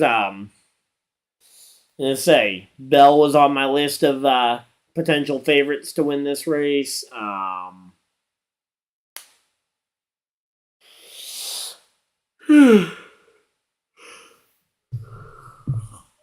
lot of cars ended up getting some damage in this one, and I mean, maybe this will end up really helping Gregson, because you'll have people kind of doing a lot of heat cycles on their tires, but hard hit for Eric. Not sure if we missed something, because I'm still at commercial break on my end, but someone's saying Eric Almirola took a hard hit. I hope we can see what happened to him. I hope he's okay, obviously, but yeah, I hope we can figure out what actually happened now that we're back from commercial. Oh yeah, there was definitely some reaction on the pile up there, Hector. Yeah, it actually really reminded me of that Busch Clash crash from 2020. If you remember that one where they kind of all spun on the restart. Yeah, but man. All right, so here we go. Now we're showing okay, good. We have a replay. So yeah. So yeah, everybody checks up, but I'm not seeing what happened to Bell. It must have happened further back than that camera shot. Oh, yeah. There we go. Oh, yeah. Almirola did get a really hard hit there. Again, that camera angle didn't really show the contact between Bell and whoever. We kind of know what happened here. Here we go. So it was Ty Gibbs was the final one in that chain. I don't know if LaJoy was the one saying that Gregson started that, but yeah, it looks like it was just kind of the entire top lane getting checked up, and ultimately it was Ty Gibbs was the final car to check up that I think made it out without damage. Let's see. Did Ty Gibbs make it through that? Well, it's showing him in 13th place. We'll have to wait and see it. Oh, no, there he is. So he's on pit road, but I think he has less damage than most, so he should probably be able to continue on, unlike some of these cars, but man. That was a chaotic few minutes there for this race. Man. I'd love to hear from some of these drivers now that were in that wreck. Maybe do some... No, we're going to commercial break. I was going to say, let's hear from Christopher Bell. Let's see what he could observe from in the race car. Nope, we're just going to go to commercial break again. Hopefully this will give time for maybe the infield care center to check and release some of those guys. Certainly, I want to hear from Almirola, make sure he's okay. We've seen bigger hits, so he should be okay, but we'll have to wait and see. But man, that was a hard hit there for Almirola. We've seen harder, but that doesn't really make it that much better.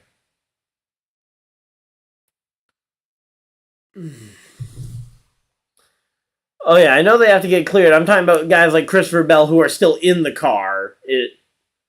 When I'm talking about interview some of the guys.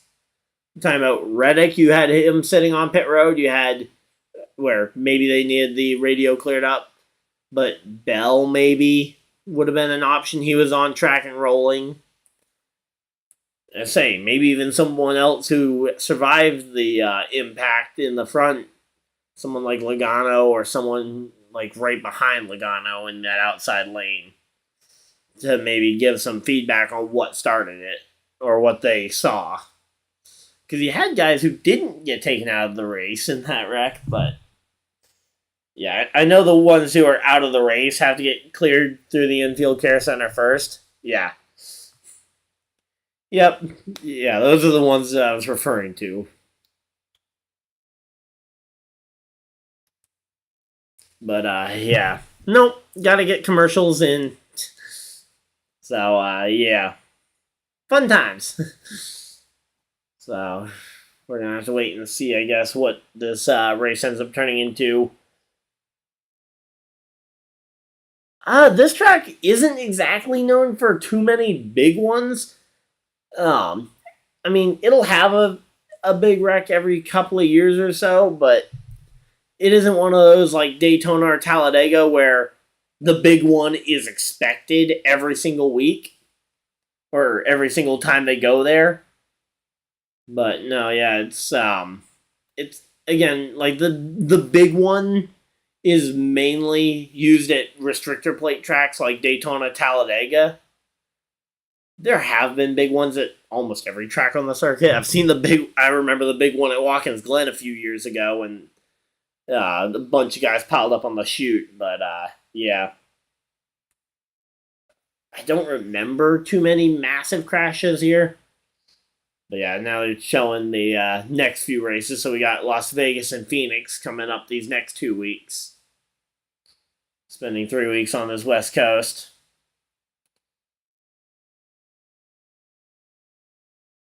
And to an extent, I get it. I just hope that the commercials aren't gonna continue to be too prevalent going into the end of the race. Considering how much they front loaded commercials with the competition caution at 15. Oh yeah, you remember that one? Yep. Yeah, Watkins Glen had that really gnarly wreck. Trying to think of some other big ones at tracks that aren't normally known for that. Trying to think of.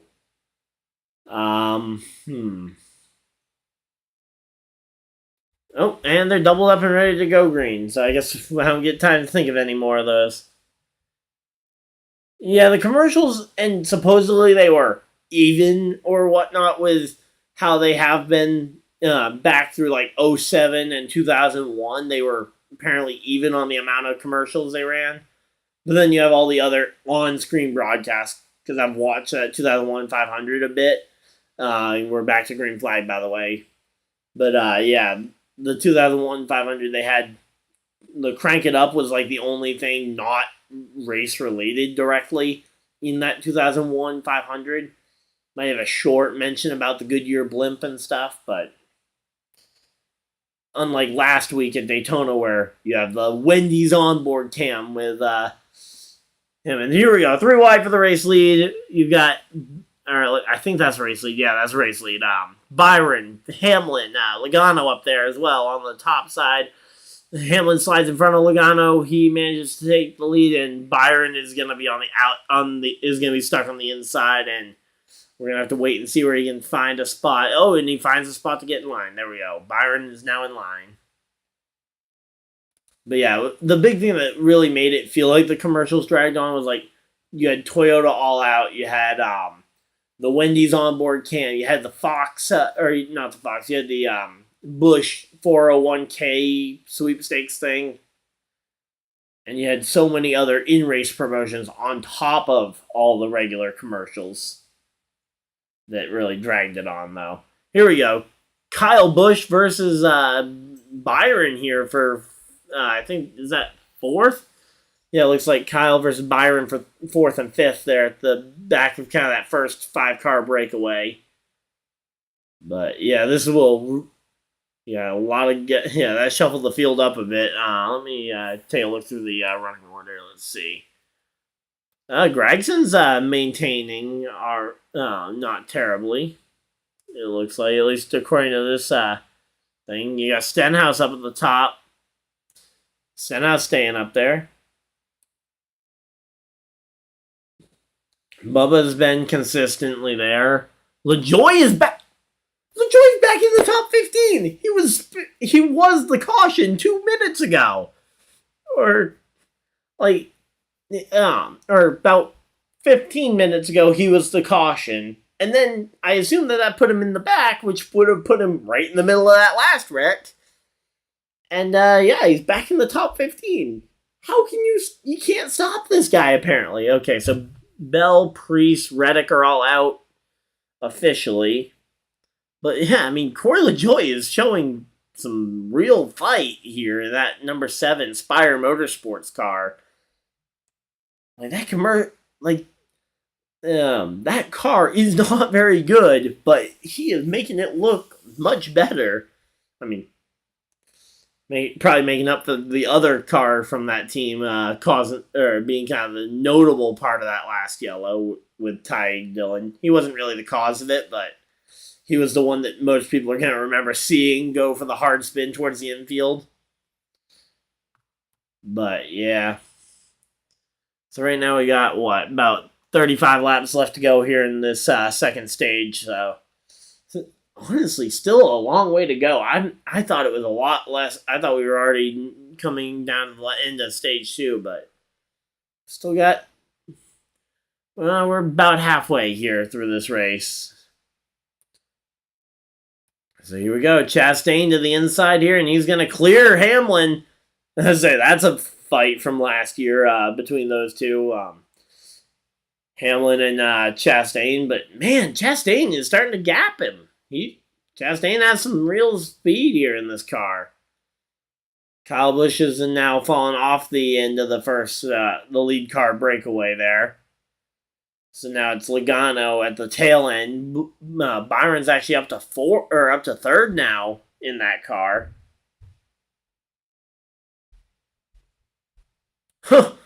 Yep, that's pretty good when you put up 3 or 4 tenths of a second faster than anybody else on the racetrack for Chastain. That last lap.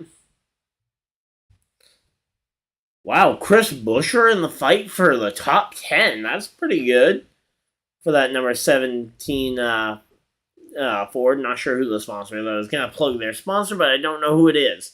The pink sponsor. But, yeah. So you got Bowman up inside the top 10. Suarez has stayed there. Honestly, I'm surprised Stenhouse has stayed around as long as he did. I thought he would get cycled to the rear. Although I did mention on the pace laps that he shares a lot of characteristics with guys I picked to do well today. Bell, Reddick, Larson. A lot of guys. A lot of dirt track experience. Stenhouse fits that description. Not to mention he has nothing to lose when we get to the end of this race. He will have absolutely nothing to lose because he's in the playoffs.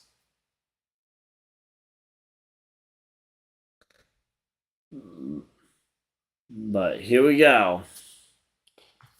So, Harvick going to the bottom of the racetrack. I don't know what he's hoping. He's probably hoping to slide job him there. Oh, and Logano gets back by Byron. Byron slipping back now. Here comes Kyle Busch trying to pass William Byron here as well. Byron is just swinging back and forth like a pendulum on this. He goes forward 2-3 spots, then he falls back 2-3 spots. Forward 2-3 spots, back 2-3 spots. Man. Oh, here we go. Yes. Hearing from Amarola. Yeah, everybody checked up. Sounds like. Yeah, getting ready to grab third gear and everybody's stopping, so yeah.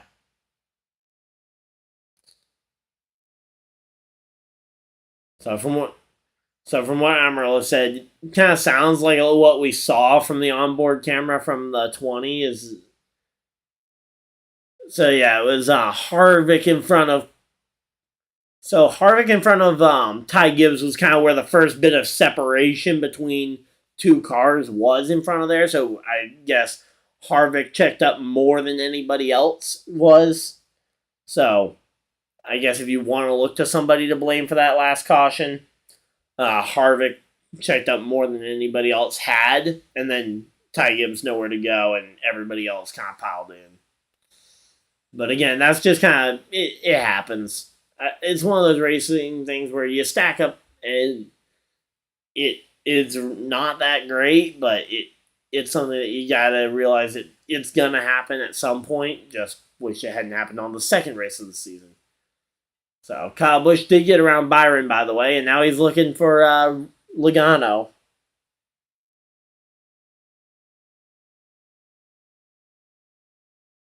So here we go, Kyle Busch to the inside. Yeah, there was too much momentum at the back of the pack. I mean, that's kind of the thing is that the even at like 70 miles an hour or whatever that they pace at, the draft still affects them a bit. So you have cars that are kind of getting sucked along as well by the draft, even though it is only 70 miles an hour. It certainly isn't nearly as effective as it is at some of the other races on the year. In particular, look at those super speedways. It's nowhere near that effective. But yeah. So, yep. So, here we go. So, Chastain doesn't need the experience to win this race. It doesn't need the practice from the Xfinity Series race to. Oh, and Kyle Busch has now gone to second. Kyle Busch is on the charge. He was my pre-race pick. There we go. He was the guy I pointed to in pre-race, and I was like, Kyle Busch. And here we go. Now they're going around Cody Ware as a lap car there. But man, Kyle Busch is showing some speed, and I'm liking the look. Yeah, Busch is on the move. That is for sure. But yeah, I got some fun things ready for or in the works for All Star Weekend and whatnot. Hopefully, I have some other guests joining me for some of these races when I figure out how to actually incorporate them better. But man, Kyle Busch. Oh, and Byron's now back to sixth place. Suarez has gone up to fifth. Oh no, they're side. Okay, they're side by side trading spots, and we're gonna go to at least a side by side commercial. Okay, you know what, NASCAR, I'll accept it. The side by side commercial gets your sponsors in, but allows us to still have an eye on the race. So let's see that battle between between Byron and Suarez. Can we get a camera on that, please?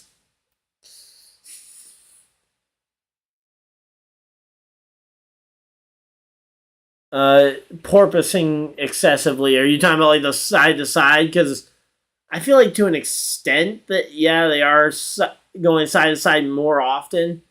But I think that some of that might just be trying to find clean air. Because remember, clean air is a factor at some of these. Especially as we get into the smaller and smaller tracks, clean air is going to start to become more of a factor than the draft that we've talked about. And so a lot of the cars are kind of looking to try and get half a nose out to get some clean air.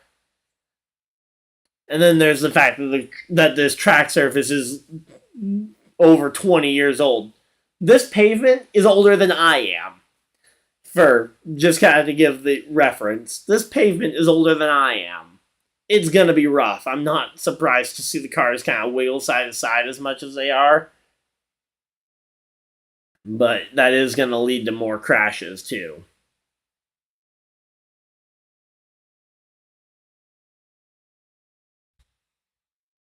Yeah. Yeah, a lot of up and down motion. Yeah. Okay, I wasn't sure if with porpoising, I wasn't sure if you were talking about side to side or if you were talking about the wheel hop. But yeah, the track surface is as old as me, so or actually older, I think. Because yeah, it was paved back in the '90s. Was the last time this track got a pave. So yeah, it's old pavement, that's for sure. But yeah,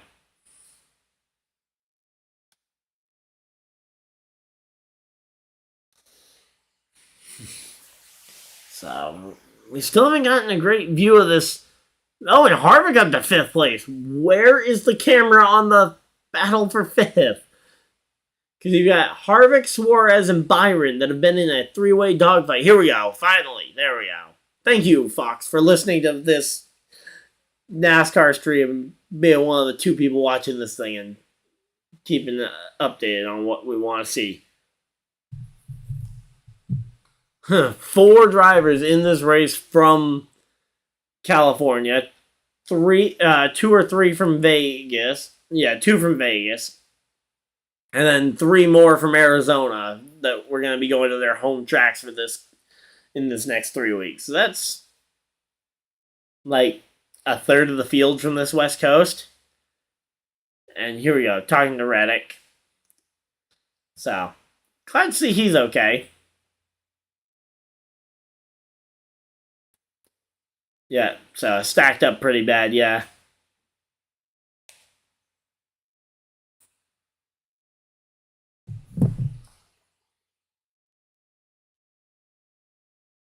Yeah, this is the last race at Fontana as we know it.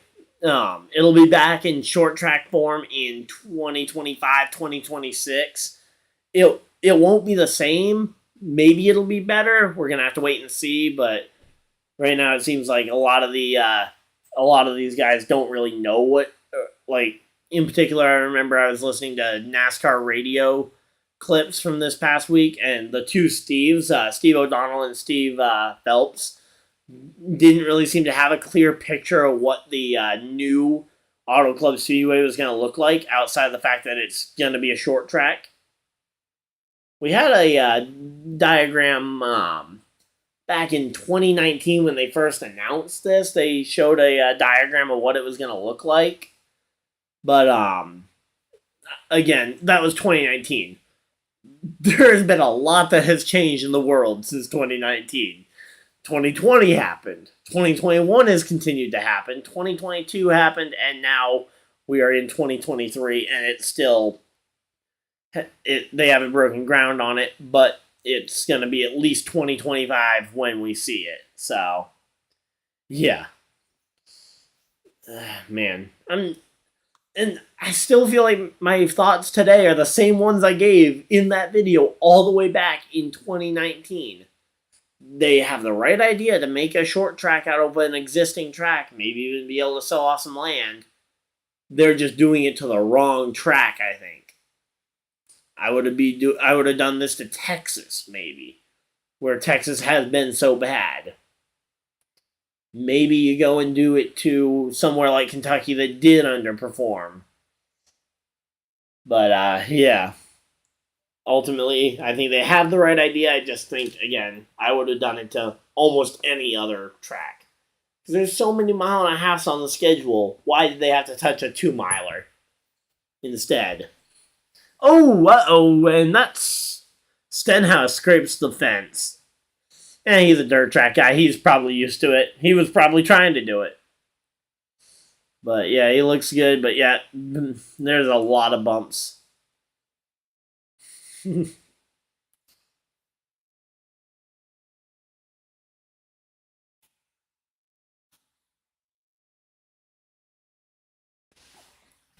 So here we go, man. 16 laps left in this. I don't know. It's gonna be hard for Kyle to catch Chastain. Sorry, we were just talking about Stenhouse, but let's say Kyle is closing. I just don't know. He's gonna get to him. I just don't know if he's gonna have enough time to find a way around Chastain when he gets there. Because 16 laps to go is just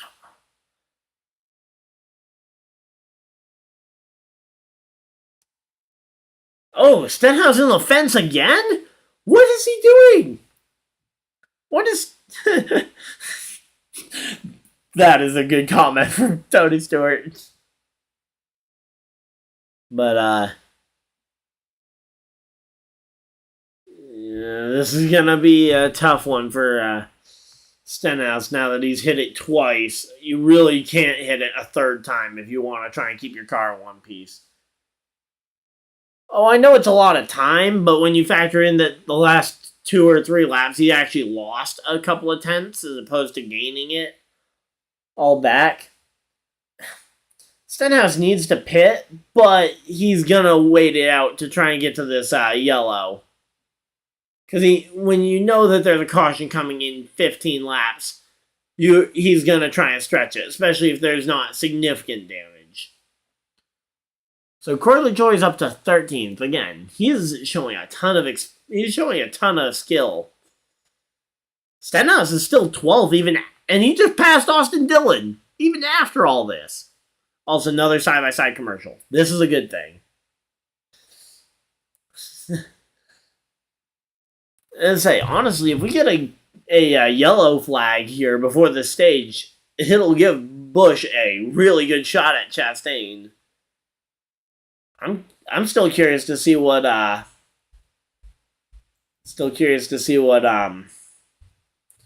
Gregson's able to do now that he's saved a set of tires. Where does he end up cycling around to at this point? Let's see.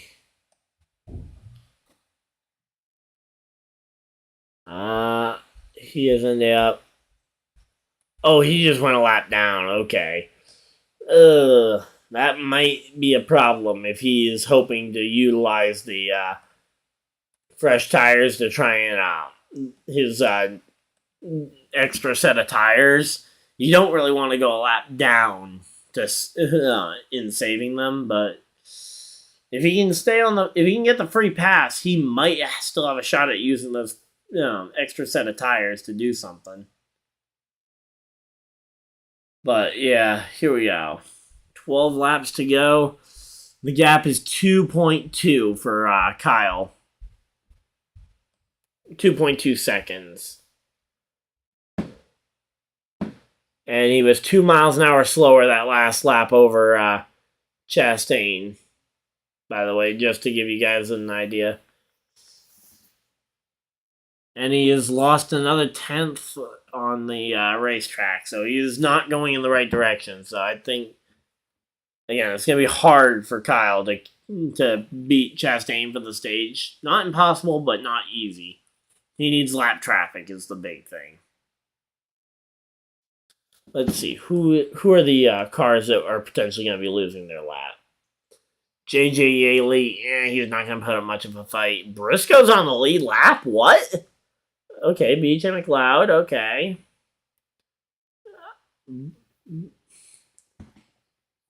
But, man, there's not a lot of quality people that are about to go a lap down, but outside of Briscoe, but maybe the slower back markers will put up a fight, too. But, yeah, now it's 2.4 for Kyle Busch Kyle Busch behind trailing Chastain. So he is definitely losing time, and I'm not sure Kyle Busch is even going to get to him now.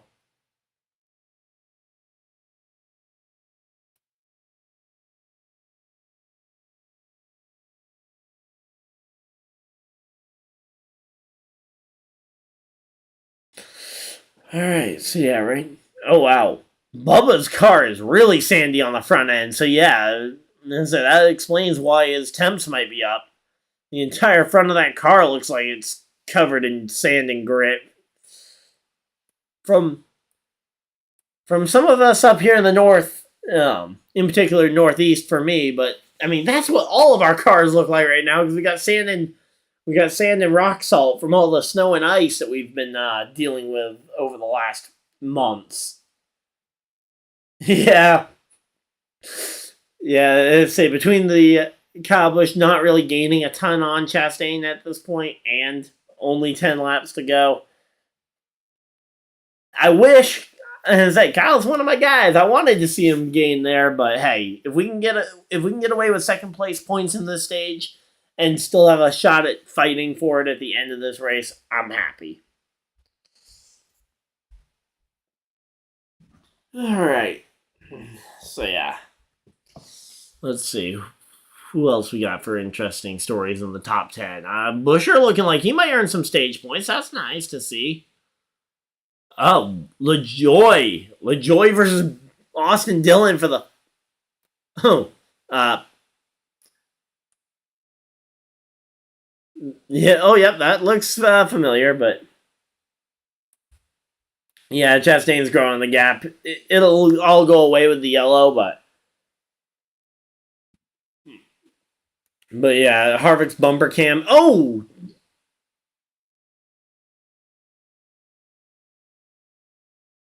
Okay, Joey Logano now fighting with Kyle Busch for the spot.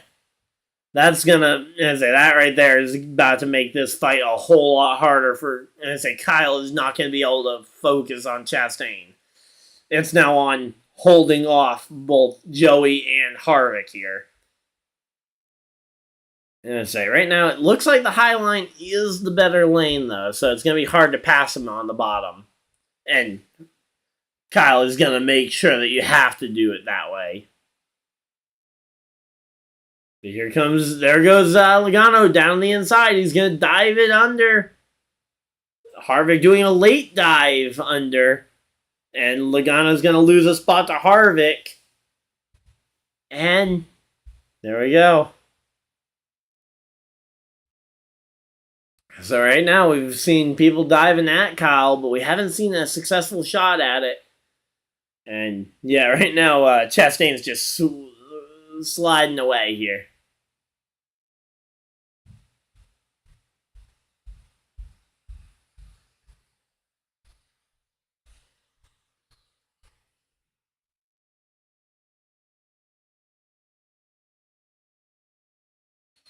All right, here we go. Oh, here goes. Oh, come on! You cut away from the battle literally as Harvick dives for another attempt on Kyle. There we go. We cut back to it just to see Kevin sliding backwards, and he's going to lose the spot now to Logano. Come on. Here we go. Oh, Bowman, they're showing Bowman and talking about him right now. But yeah, right now this fight for third is now going to be on. Because you got...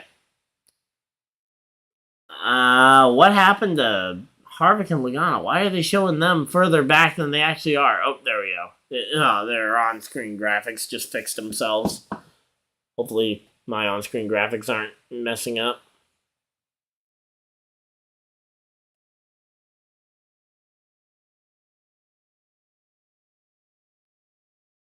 Corey LaJoy might actually earn some points here in this stage. It's going to be interesting to see. Also, a reminder to check your fantasy lineups. We got 4 laps to go, so if you guys play the NASCAR fantasy game, check your lineups, and we'll see how we do here. You got 3 laps to get your garage guy swapped around if you haven't already. I think I'm leaving it at. Let me see if Larson's actually passed anybody. Okay, he has passed some of those guys that wrecked. So maybe it would be worth it for some of you guys, but it's 1 point, and I'd rather save the Larson usage, honestly, versus going and trying to save an extra Christopher Bell or Reddick. Because I think Bell and Reddick, are going to be hit or miss on using them.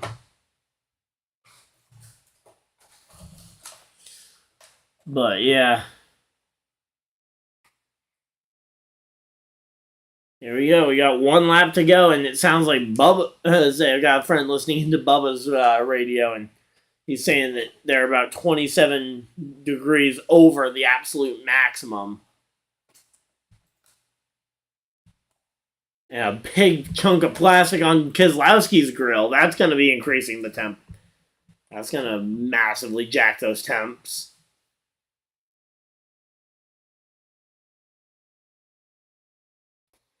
Yeah, so you gotta get to the end of this stage, and that, yeah, all 2 laps of it left.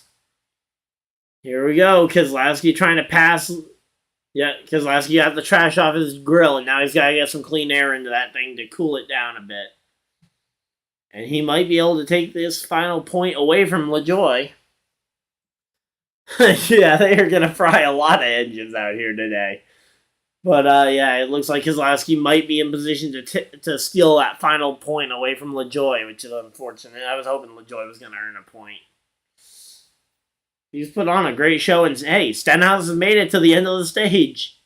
He is going to get a shot to fix that car under yellow instead of coming down under green. And here we go. Stage winner, Ross Chastain. He wins both the first 2 stages. So he goes ahead and he'll pick up 20 points here on this on the field. Kyle Busch comes home second with 9 points. 8 for Logano, 7 Harvick, 6 for Suarez. Yeah, and that's your top 5 there. And we're going to be getting ready for some upcoming pit stops, so... Man, this first 2 stages, though, have been pretty decent. Hopefully you guys have been enjoying it.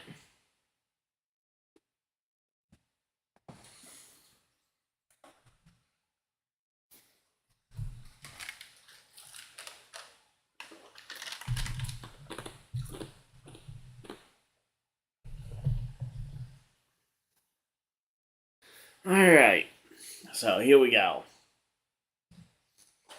Yeah, hopefully there's no lasting damage from any of those engine temps that they were hitting, but...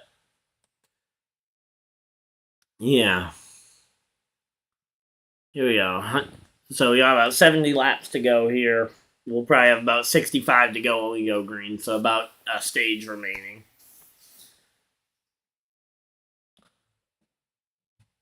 And man, I'm kind of bummed that LaJoy missed out on that final point.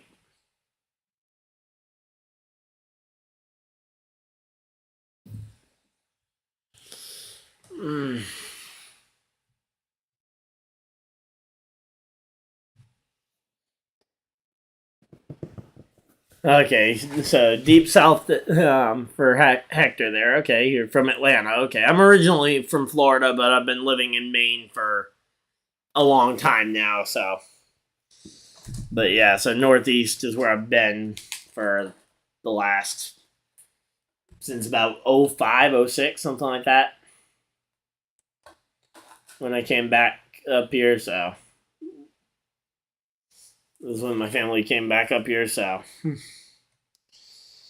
But yeah. It's been a fun time up here, though. Definitely gotta love the snow. Ugh, it's snowing more right now. I already know it.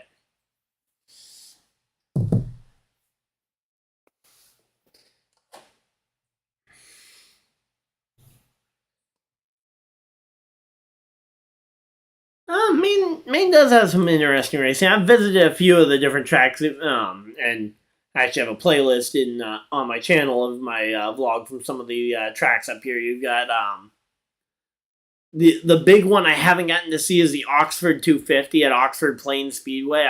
I've raced it on iRacing a bit. Wiscasset was the first auto race I ever went to, actually. Wiscasset Speedway over in Wiscasset, Maine. Oh, and now they're showing the Hail Melon move.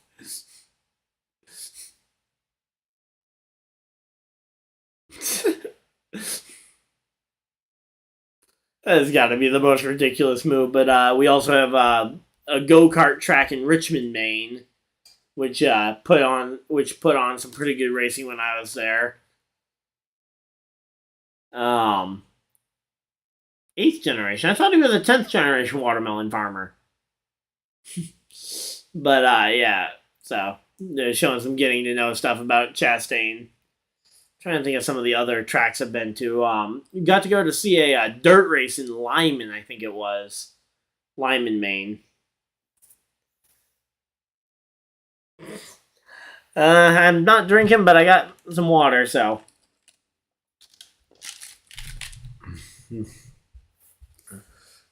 But yeah.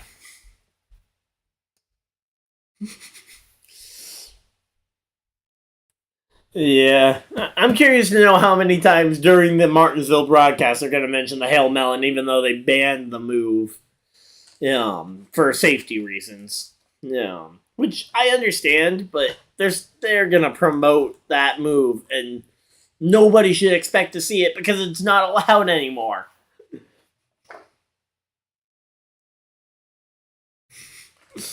But yeah, here we go. Ours coming to pit road, and that's pretty much all of them. Need one of these chairs. Yeah, are you talking about those recliners? Because those did look comfy. They were just doing some recliner racing for anybody else who isn't watching the broadcast and is just listening here to our reactions. But yeah, so Kyle Busch was one of the He was one of the first pit stops done. Although we're gonna have to wait and see. Harvick gonna be coming into his pit, or is no? It looks like Harvick. Gonna have to wait and see what's gonna happen here. Everyone's gonna watch Chastain, but Chastain can't do that move. Remember, Harvick wins the race off pit road over Kyle Busch, Logano, Chastain 4th, Elliott 5th, Suarez 6th, 7th Keselowski, 8th Hamlin, 9th Stenhouse, and 10th Chris Buescher. I think the biggest question is, what is this year's version of the Hail Melon gonna be? Like, what is going to be the Hail Melon move of this year? Is it gonna be? Because I mean, we've seen him try some stuff. Is it gonna be another road course shenanigan like he tried at the Indy Road Course last year and got penalized for, which I found a little weird that they penalized him there. But I think they made the right call. I just was kind of surprised to see them do it. But yeah, curious to see where he ends up, what he ends up trying to change the rule on this year. Because that's the thing, is it's so hard to predict what he's going to do, but I think the short track gimmick he already is exposed. He did the wall ride, and he made it work.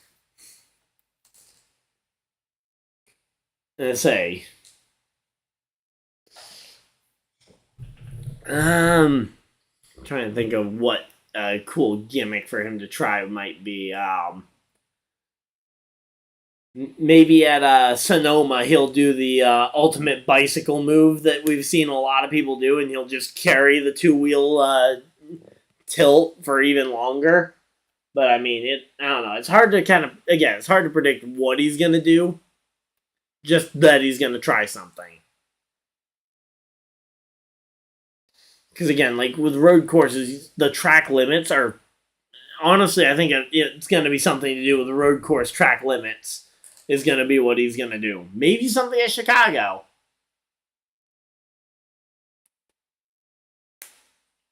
Because maybe he'll try and find some sort of access road to cut half the track at Chicago off.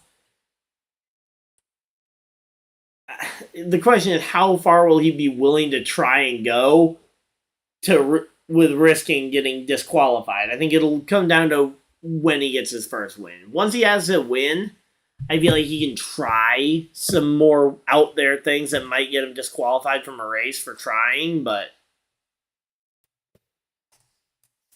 yeah. Again, I think he'll win a race pretty early on. It's just a question of where. Maybe he'll maybe Phoenix with the apron shortcut across pit lane exit. He'll go and make that even. He'll go and be the deepest anyone's ever cut that course. We'll have to wait and see, of course, but I think maybe that can be his next big thing.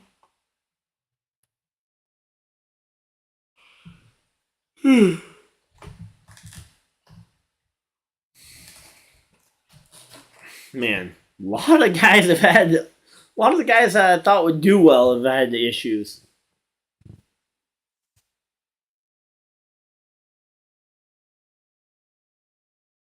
But yeah, the Xfinity race later tonight is going to be a pretty fun one to watch too.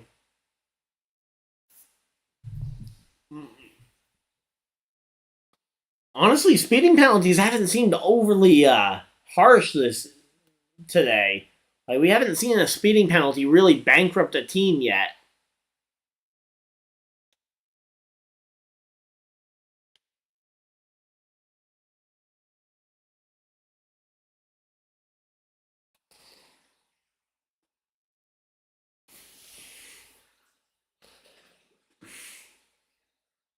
But yeah, that was most of my lineup. Um, if I remember correctly on my lineup, I think that was most of them that were taken out though, outside of Kyle Busch.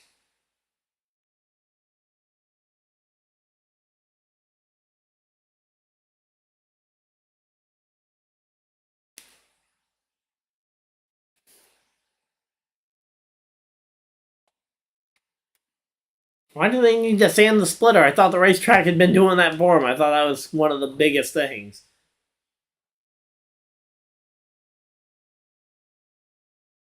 Okay, everybody has now been checked and cleared from the infield care center. So we're under caution here.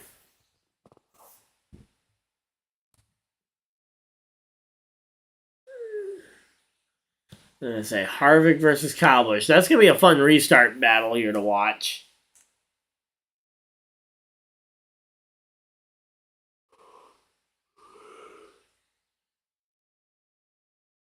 Man, here we go.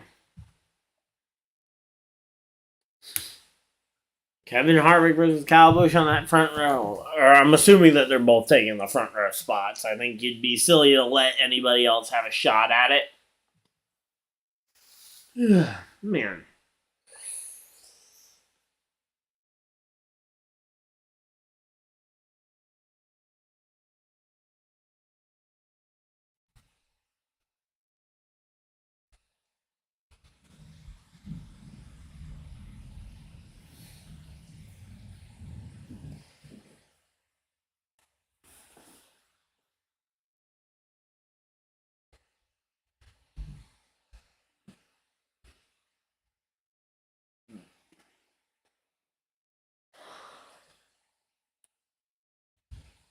But yeah, I think because that's the big thing is they're talking about Kyle Busch and his success.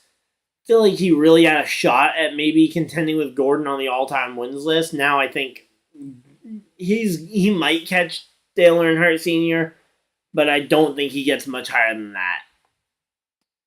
He might hit 80 Cup wins, but I think again about that is going to be the max he'll end up getting.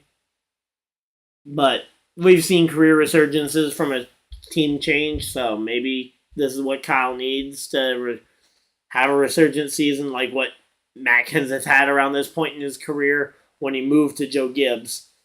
There's a move for Kyle Busch, though, going to the race lead off of the bottom of the racetrack. That's something we haven't seen much today. So, yeah, he's at 60 wins right now. He needs 16 to catch Dale Sr.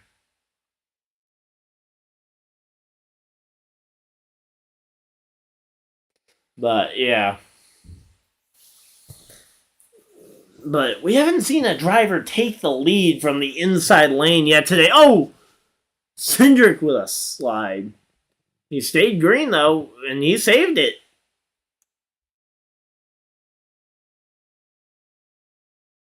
And I say, he got some contact, and he is definitely off the pace, but he kept it going the right way, and no yellow, which is impressive. But, man, what happened here? So, what exactly happened? Here we go. So, he gets shoved up, he gets checked up by the 17, and then the 38 gets into the rear of him. Yeah. That was just really poor timing for Cindric and a couple of people not really paying that much attention. Like, I don't know if Buescher really knew that there was a car coming to his outside, and clearly I don't think Todd Gilliland had the time to react on that one. But, yep, there we go. Cindric to the apron, and we stay green. Good job. And Ty Dillon's now slow on the apron. Oh boy, we are having a lot of issues here. Stenhouse back in the top 10. That's interesting to see. Where's, let's see. Corley Joy's back in 17th right now. That would...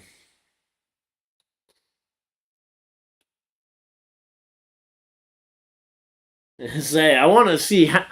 Is there something I can pull up to have number of tires remaining? Oh, yellow! Caution flag. What's it for?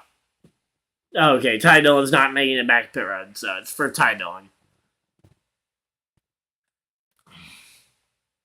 I wish I had a because there's a bunch of check boxes. Let's see.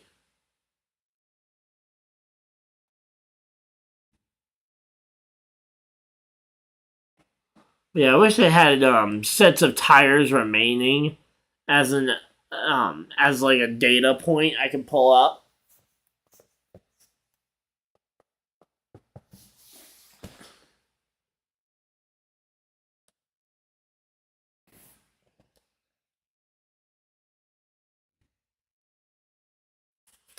All right, here we go. Truex back on lead lap there with the free pass.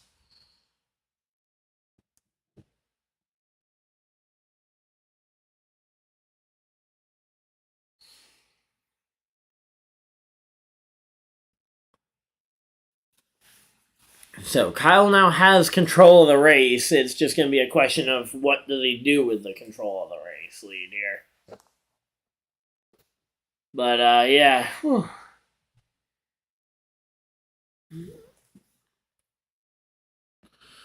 All right, top 10 on fastest pit stops.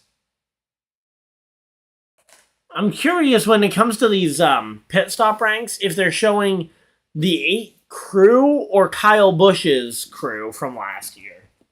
Because that's an interesting one. Because yeah, they're showing all of them in their current rides, obviously, but they're saying it was last season's ranks that they're showing, so I'm not sure. Confused on that one as to, and they aren't really explaining it, but okay. I guess if they aren't going to explain it, it shouldn't be necessary. It shouldn't be a good, or shouldn't be a big impact. Even though it could be a very big impact.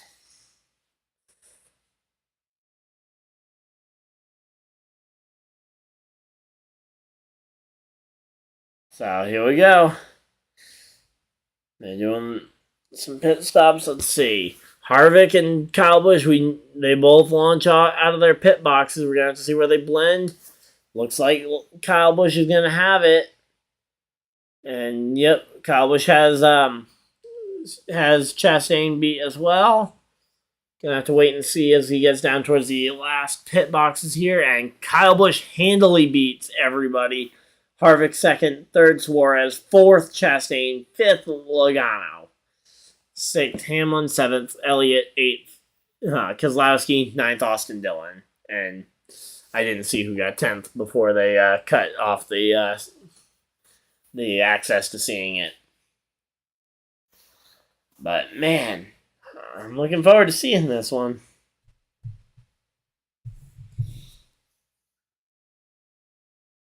We're getting very close to the end of these. Definitely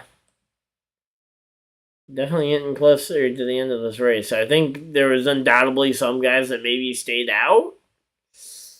I mean, I don't know. That's the thing. You've been able to go back to front, so I don't feel like staying out is going to be that important. Not to mention, oh wait, where's Noah Gragson? Noah Gregson's 17th. He has an extra set of tires, so that's a big thing to remember.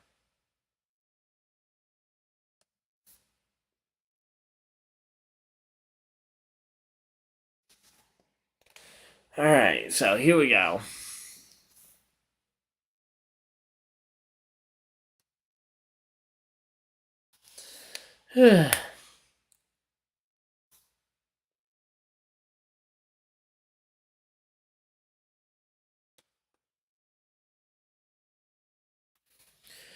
Sorry, these races are definitely been a ton of fun to broadcast like this.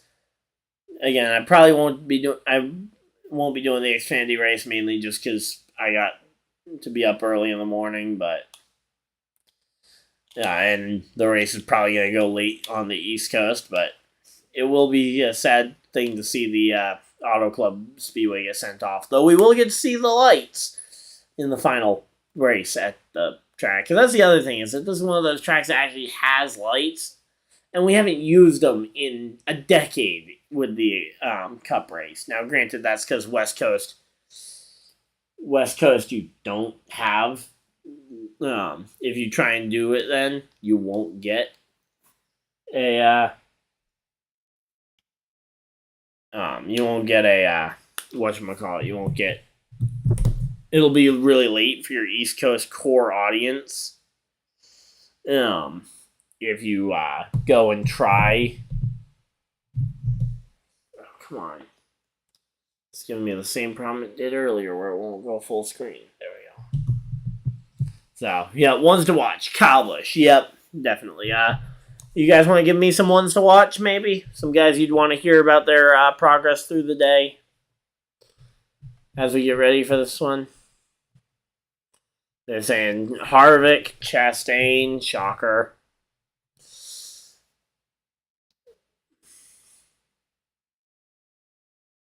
So, yeah, Chastain, easy one. Elliott, I don't know. He's slowly gone up the ranks, but I don't know about that one. I mean, I've been trying to do my best to kind of feature almost everybody in the field. Briscoe back up to 12th. That's someone to watch. There we go. There's a guy who hasn't really been around much this race. Corey LaJoie hanging around that top 15. He's been looking pretty good in that car. Honestly, BJ McLeod in the top 20 is interesting to see. JJ Ailey, top 20.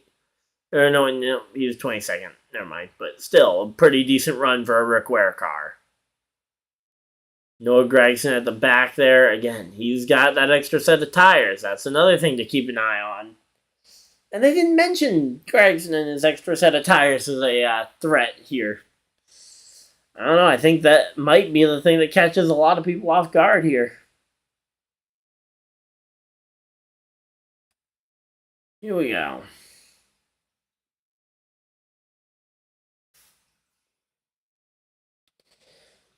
Yep, gotta love seeing, as they talk about the kids in NASCAR, and yeah, that's a great thing to see a lot of kids at the track, because that's younger NASCAR fans, and that's what is going to carry this sport for the next decade or two or four, is going to be the younger generation of fans. Fans like myself and fans younger than myself.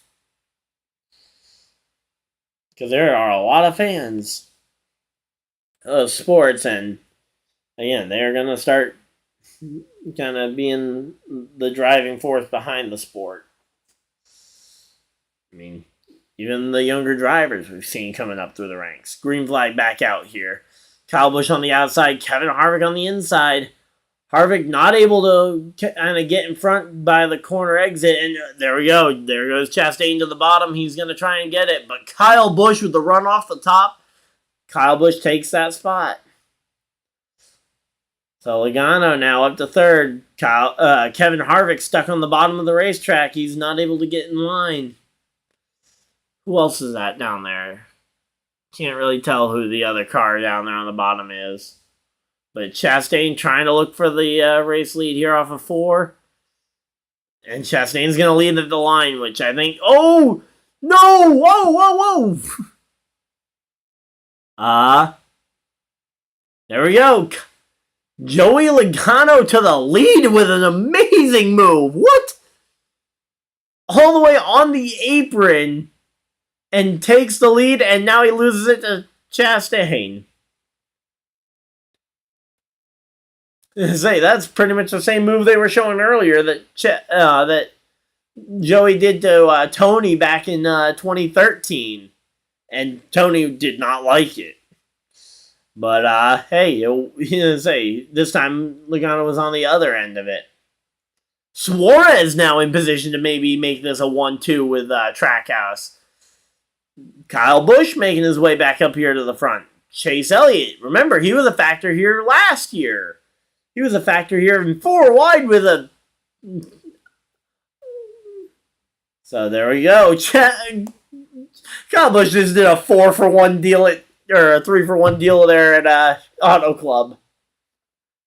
Man, that was an awesome move to see. Kyle Busch back up in the second here. Whew, man.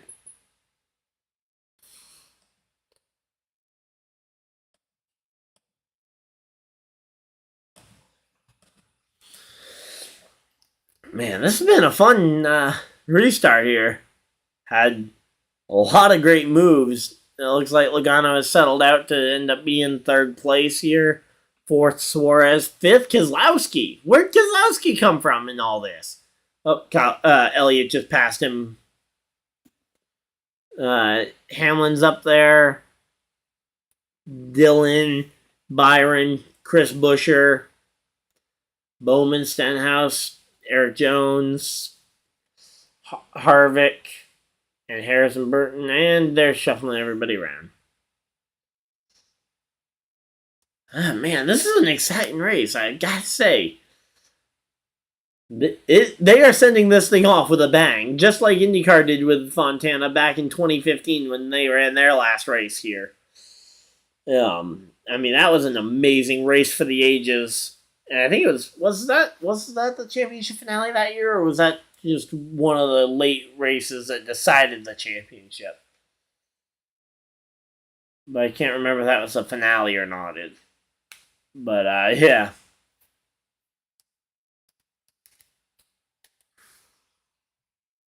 So here we go.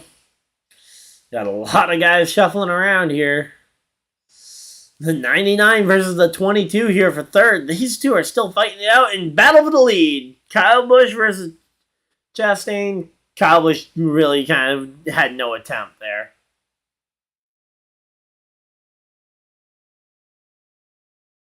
Man, here we go. How's everybody doing? Who you guys got in this fight? You got Chastain, you got Kyle Busch, you got Daniel Suarez up to third. Fourth, Logano. Fifth, Chase Elliott. I'm sure we got a lot of Chase Elliott fans in there in the crowd of people that have shown up here for the final 50 laps here. We got Austin Dillon, Denny Hamlin, Keselowski.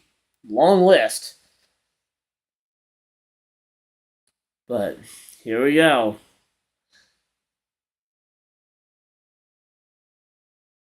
It's going to be a Kyle Busch versus Chastain fight here, and they're both right on the tail of each other. Man, this is going to be a fun finish.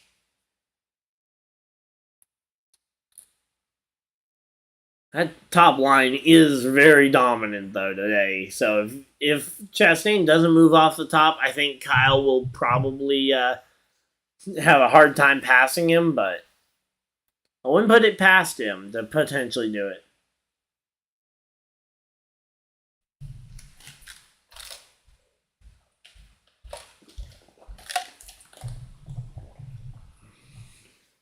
Here we go.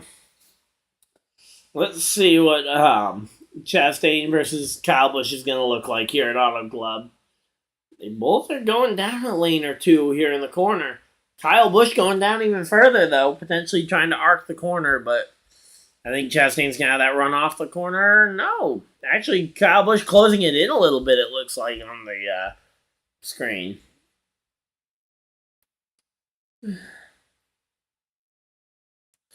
But, yeah, right now, though, here we go. Say Kyle Busch got a little bit of clean air. Come on, Kyle, send it. No, he's not going. He's staying in line with Chastain.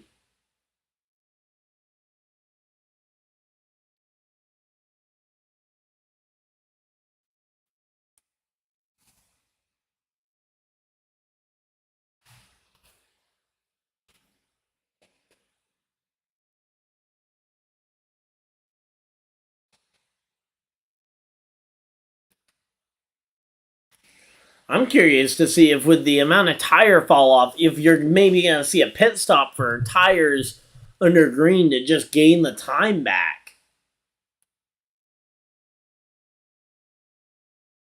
I'm curious to see what that pit lane delta ends up looking like.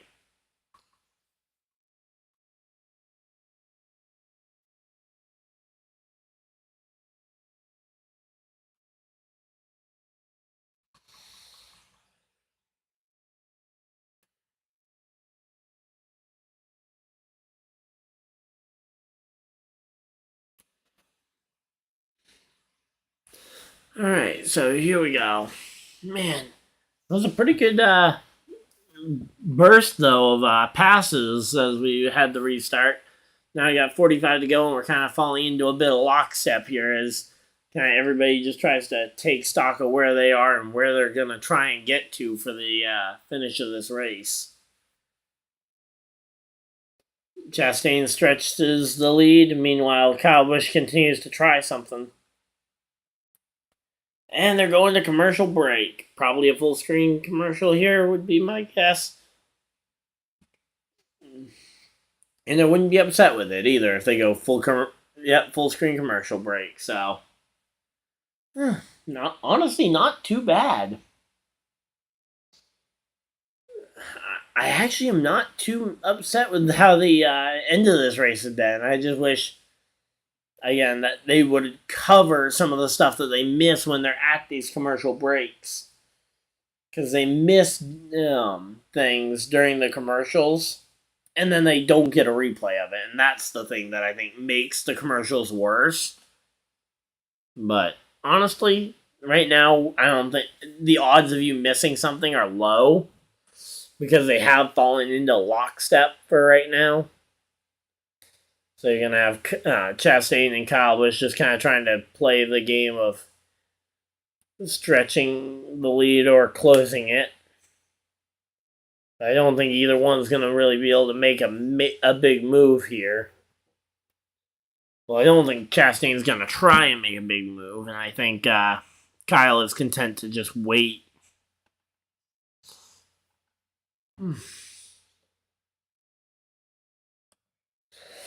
Alright, so here we go.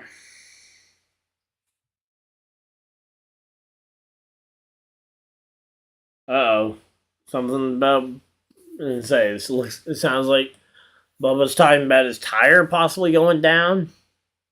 That's not good. Man, these NASCAR 75 commercials are pretty good, but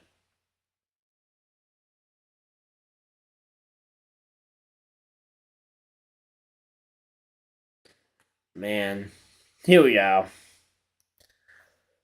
I gotta say, I am liking the commercials aren't bad. It's just that there's just so many of them, and we see so many of the same commercials.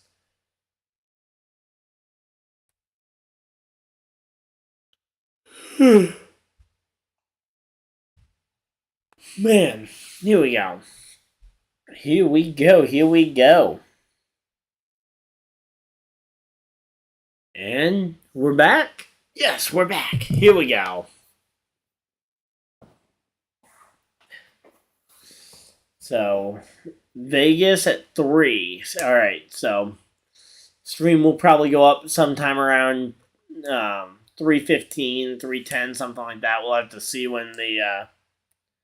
Because I'm going to hopefully have a little bit more pre-race than I did this week. Because I know I didn't have much for pre-race. We're getting this going as they were rolling out onto the track. But, yeah.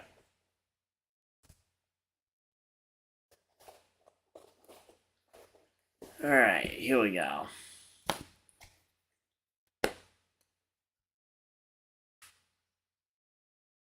Chastain versus Kyle Busch.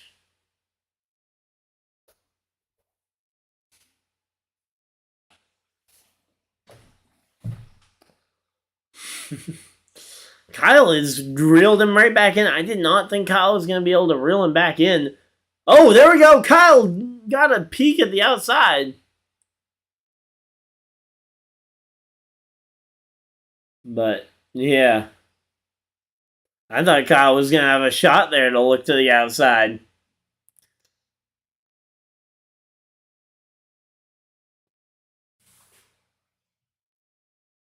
I say you can't give Kyle Busch a lead on the outside.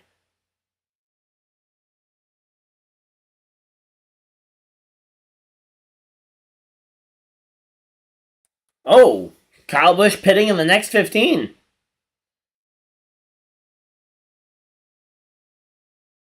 All right, so sounds like Chastain and Kyle Busch pitting one more time.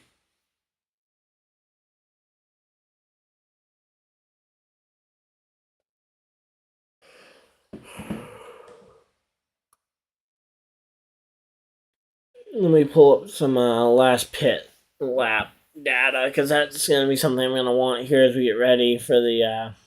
Oh, I already have that one. Last pit stop. There we go. I already have that data for myself. So 141, 142 for Truex. So 42, 142, 143 for Bubba. So curious to see what's going to end up happening here. But yeah, I think the speed in the new tires is going to be a potential. They're going to be rocket ships with the fresh tires.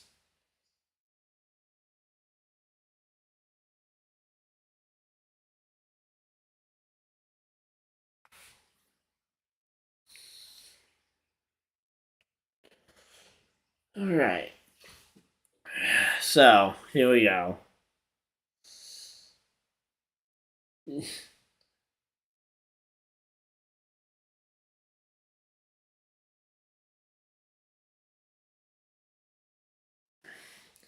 So yeah, right now we are lined up here, getting ready for hopefully. Sounds like green flag stops might be coming up here soon.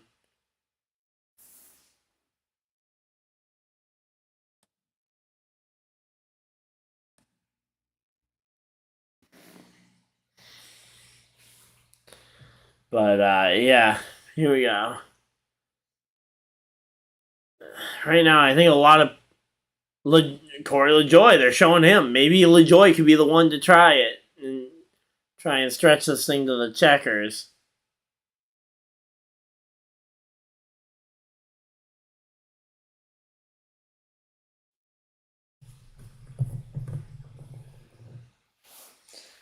So let's see what's going to end up happening here. I think Corey LaJoy, he has nothing to lose.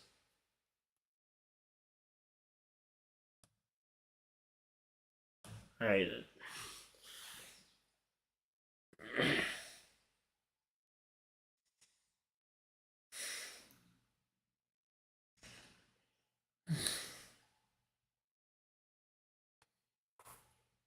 Here we go. Here it goes. Here comes the first pit stop. Green flag stops have started. Joey Logano the first to come to pit road.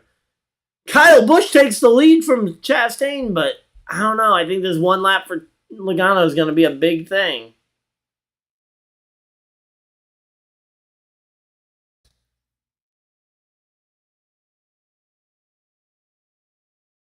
So here we go. I'm curious to see what this ends up looking like, but Kyle Busch does have that race lead. I think you got to see these two come to pit road this time, though. Kyle and Chastain, here we go. Yep, Kyle comes down, and Chastain's going to follow him. Oh, Chastain's going to try and pass him on pit road. Chastain cannot afford a speeding penalty at this point in the run.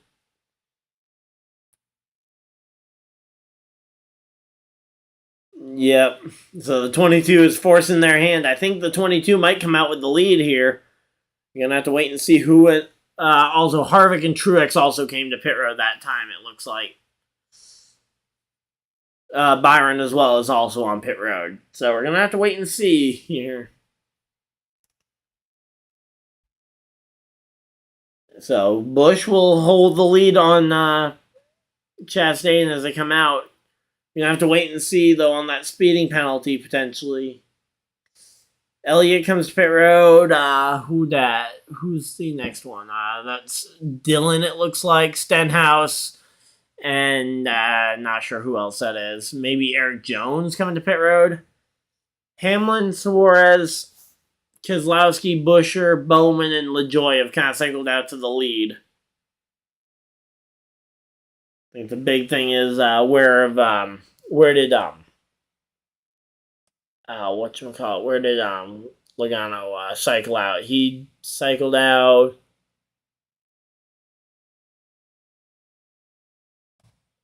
Waiting to see kind of where he ends up cycling around, but looks like he's going to cycle out behind Kyle and Chastain. I don't know if I have a 2 to 4 car team. I think I split the strategy with 1 to 2 cars. I send 1 to 2 on each strategy. Stack the odds of getting one of the cars to the front. But maybe the fact that they're working together, it'll help. But I don't know. I find it hard to believe that they're going to be that much better here. So here we go. All right, so LaJoy is now pit, I think. Or I think they said that LaJoy was pitting. I didn't see him come, but here we go.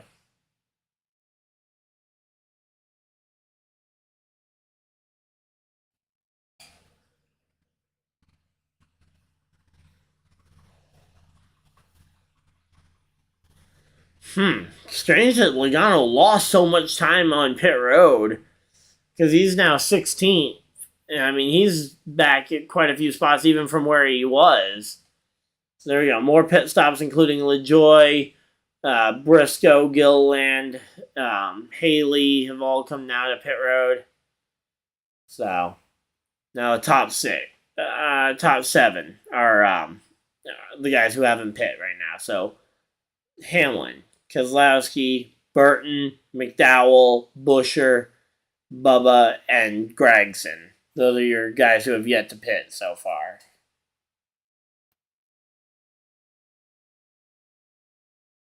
Alright, so here we go.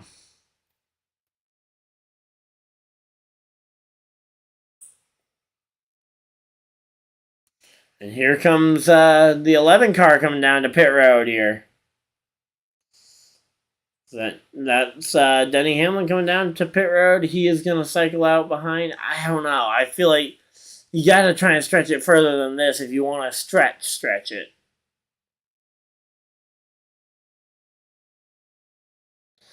But Harrison Burton, Keselowski, McDowell. I'd like to see this work out for McDowell, but man, it's going to be tough. Oh, Keselowski's pitting.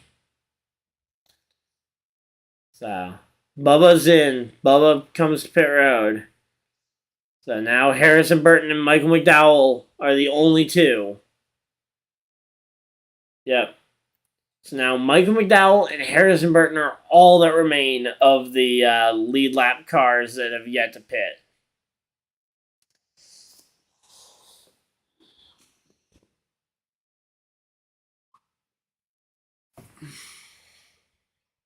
Oh, Bubba with some issues, it sounds like. Bubba overheated his car. Sounds like he finally did roast that motor.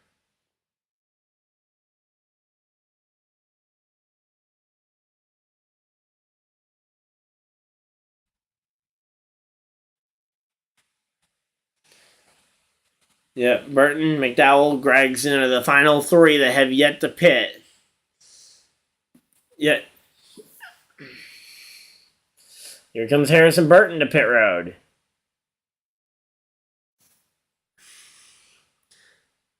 Let's say Gregson. I mean, hey, if Gregson can get a free pit stop in here, if he does get a yellow, that'd be great. Problem is, the likelihood is that he or McDowell will be the yellow because they're the ones with tires that could potentially blow. Okay, and Kyle Busch passed Gregson on track.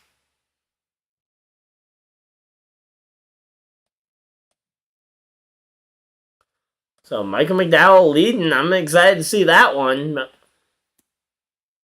Harrison Burton has already come to pit road. Gregson's now back to 4th place. So 8 seconds now between Kyle Busch and Michael McDowell. So if McDowell can make it to the finish, he has to maintain 8 seconds over 25 laps. That's a lot of distance.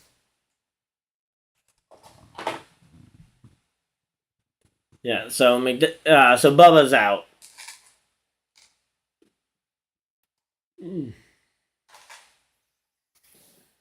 Yeah, if I'm McDowell, you gotta play this strategy. Run it till it's dry, or till you get passed by Kyle. I mean, there's nothing to lose here. And hey, if we get a yellow, that'd be great.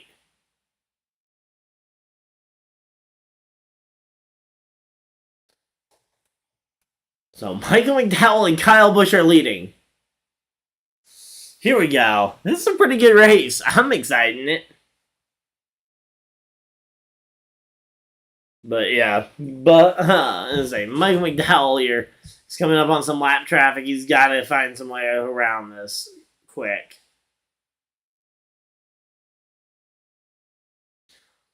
But man, Kyle is closing fast on that front car. It's going to be hard for McDowell to hold this lead if he's going to even try. He needs a yellow, obviously, to really have a shot at this. Oh, no worries. As I say, we got a really good race brewing here.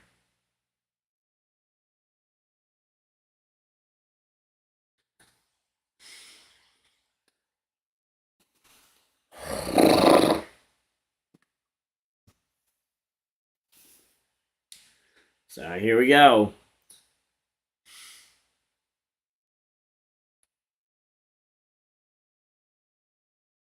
But right now, Chase Elliott's looking like he might try and take the spot from Chastain here. So, yeah, McDowell's the only one so far that has yet to come to pit road, so it's McDowell over Kyle Busch, Chastain, and Elliott. But man, I mean, McDowell has no speed left.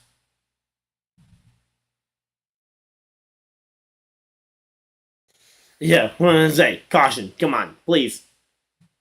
Find something to throw it. I'd love to find something to give McDowell a shot here in this race.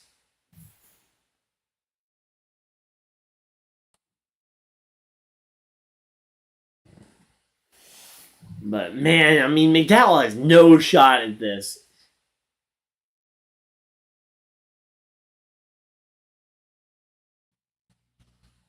Yeah, McDowell has no shot at holding this off. Yeah, there's got to be a yellow if McDowell's going to have any shot at this.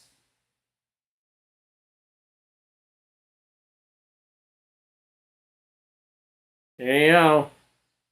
And there we go. Yep.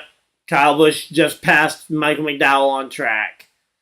Honestly, though, I think if you're McDowell, I think you still stay out. I think you run this thing dry. I don't think there's much else here. I think you try and just stretch this as far as you can, even now that you're not the leader. But here we go.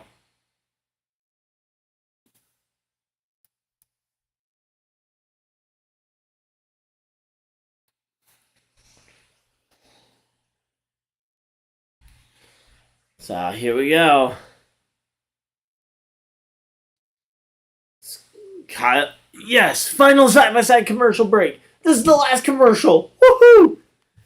20 laps to go here for Kyle Busch. It's going to be a side-by-side, so woohoo! Alright, so McDowell is probably going to have to pit if he actually wants a shot at this thing. If he wants a shot, but again, I think you wait for a yellow here at this point. You've waited till this point.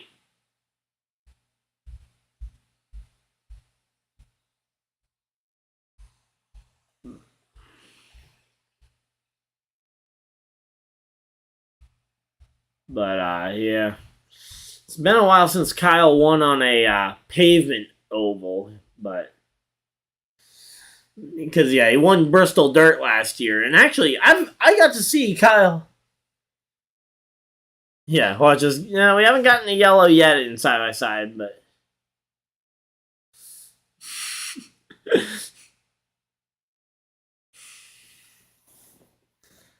but yeah, the this race has been pretty good, and right now it looks like Kyle Busch is in the driver's seat to go over this one. But I've actually seen both of the last two wins by Kyle Busch in person. Those are the only two wins I've seen of Kyle Busch's in person. But I've seen it. I saw his last two in person because I was in Pocono for the doubleheader in 21, and I was in Bristol last spring, and I'm probably gonna be in Bristol this coming spring, but I'm not. I haven't gotten my tickets yet, so I'm not sure. But yeah, here we go. I say Elliott trying to chase him down. He's got 3 Oh my, 3 seconds. He's got to try and chase him down. 3.5. Wow. Yeah. No. Say this is gonna. It's gonna be a yellow if there's gonna be anything that's gonna happen. But yeah.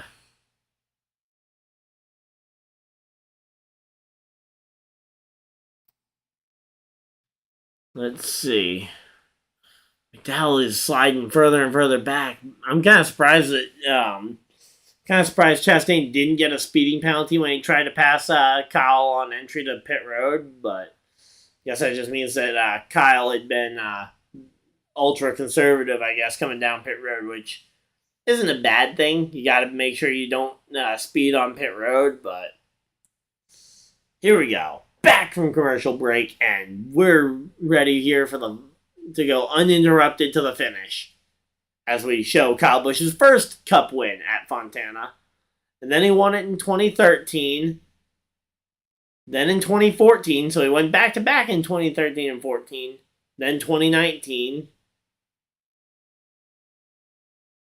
And now 2023. He could break the record, too, for most seasons in a row with a race victory, which he has gotten lucky to not break that in 2020, in 2022. Not so much in 2021 where he had 2 wins, but yeah, he scraped by in 2020 where he only had like 3 races left when he got that win.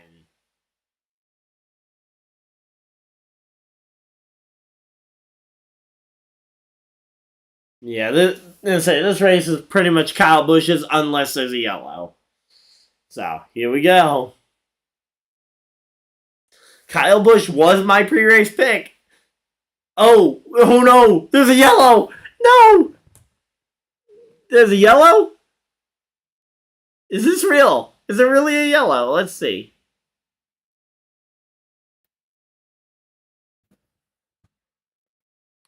I haven't seen it pop up on my scoring pylon, but I got some people who are listening to some of the scanners and they're saying that there's a yellow. But again, I haven't seen it. And the race isn't showing it yet. I mean, maybe I'm just that far behind, but they were saying caution, but I haven't seen it yet. But yeah, right now.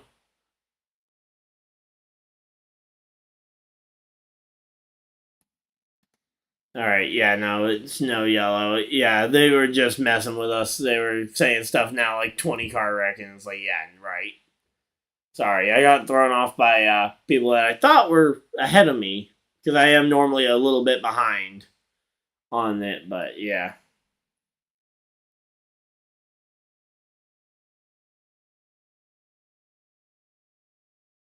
Because yeah, that's the thing. Where I'm streaming it on my phone, I'm usually a bit behind. But yeah.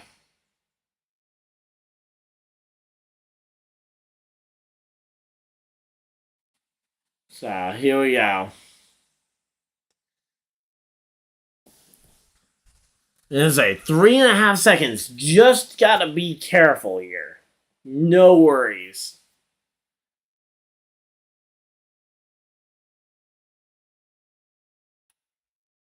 Hey, Mike McDowell's still 10th in this race. That's honestly pretty impressive.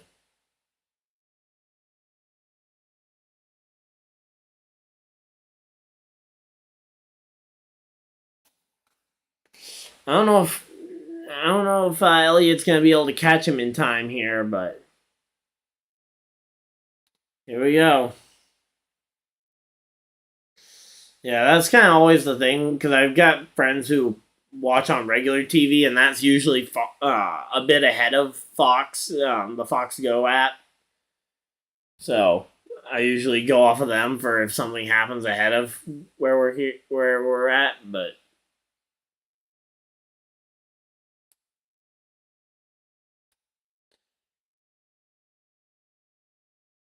here we go. Time for the trends of the race.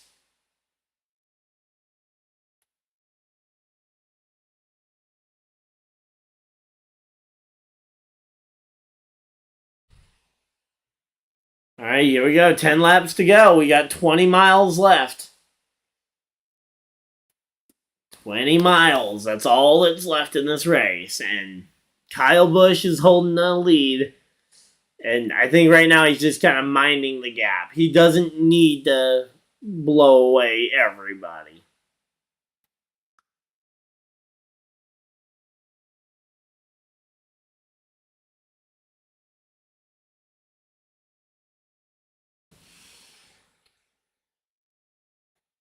Yeah, I'm gonna say McDowell's done, I would say, serviceably doing that.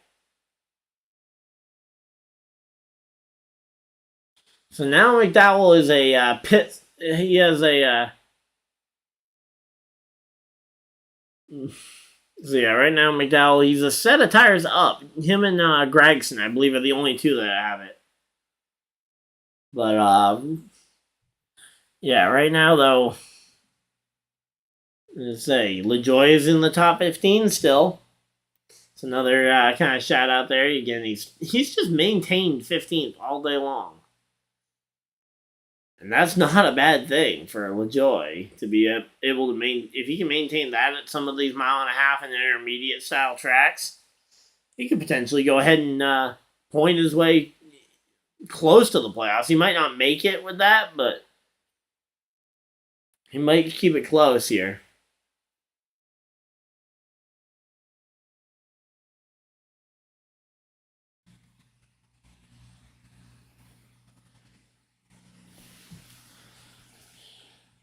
So yeah, right now, I mean, this race, it is interesting, but curious to see because it's just kind of the waiting game at this point. Is there going to be a yellow? Will McDowell be the cause of it? Because McDowell's out there on old tires.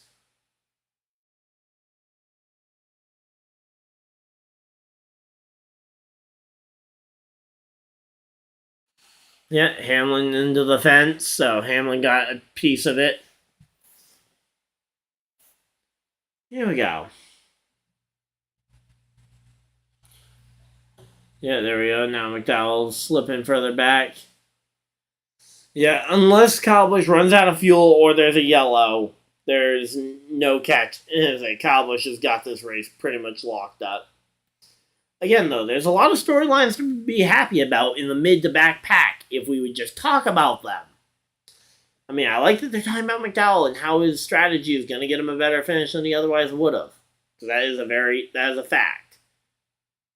There we go. Now they're talking about Briscoe and his good day. Okay, they're starting to redeem themselves with me a bit.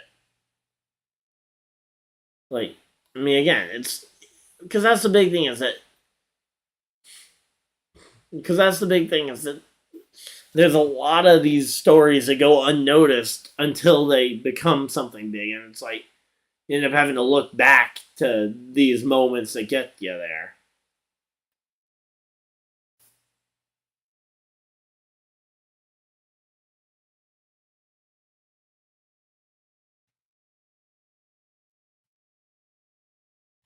It's like Kozlowski got a piece of the fence.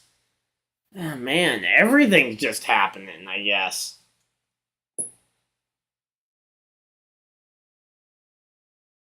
But yeah, no one wants to see this yellow. Nope. No one involved in with the 8 car. No one that's a Kyle Busch fan wants to see this yellow come.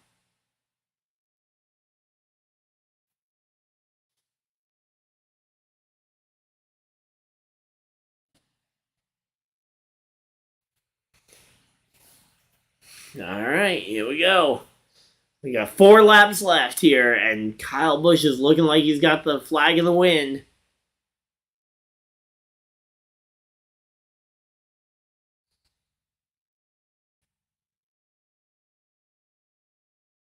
So here we go. Kyle Busch, he is gonna get. Can Kyle Busch do it? Come on, let's go, Kyle. Come on, let's go, Kyle Busch. Can he get this one? What is this? 3 or is this 2?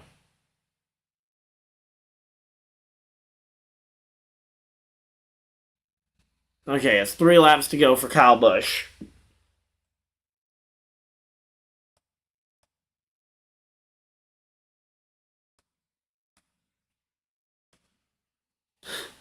Yeah, this is gonna be this will be the momentum Kyle needs to put up the kind of season that Kyle Larson did at Hendrick in his first year there.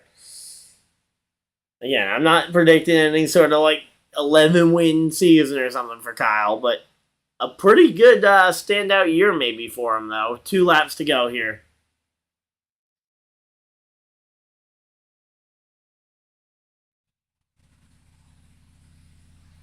So here we go. It's 2 laps to go. This is the last lap. If we could get a yellow, this is the last lap where a yellow could actually change this outcome. Otherwise, it would be the end of the race. Here comes Kyle Busch. Yep, that's pretty accurate. Just keep your stuff clean here, Kyle. Just stay away from that fence. Here we go. The white flag for Kyle Busch. Here we go. Let's go. All you need to do is pace this thing around and not lose 4 seconds.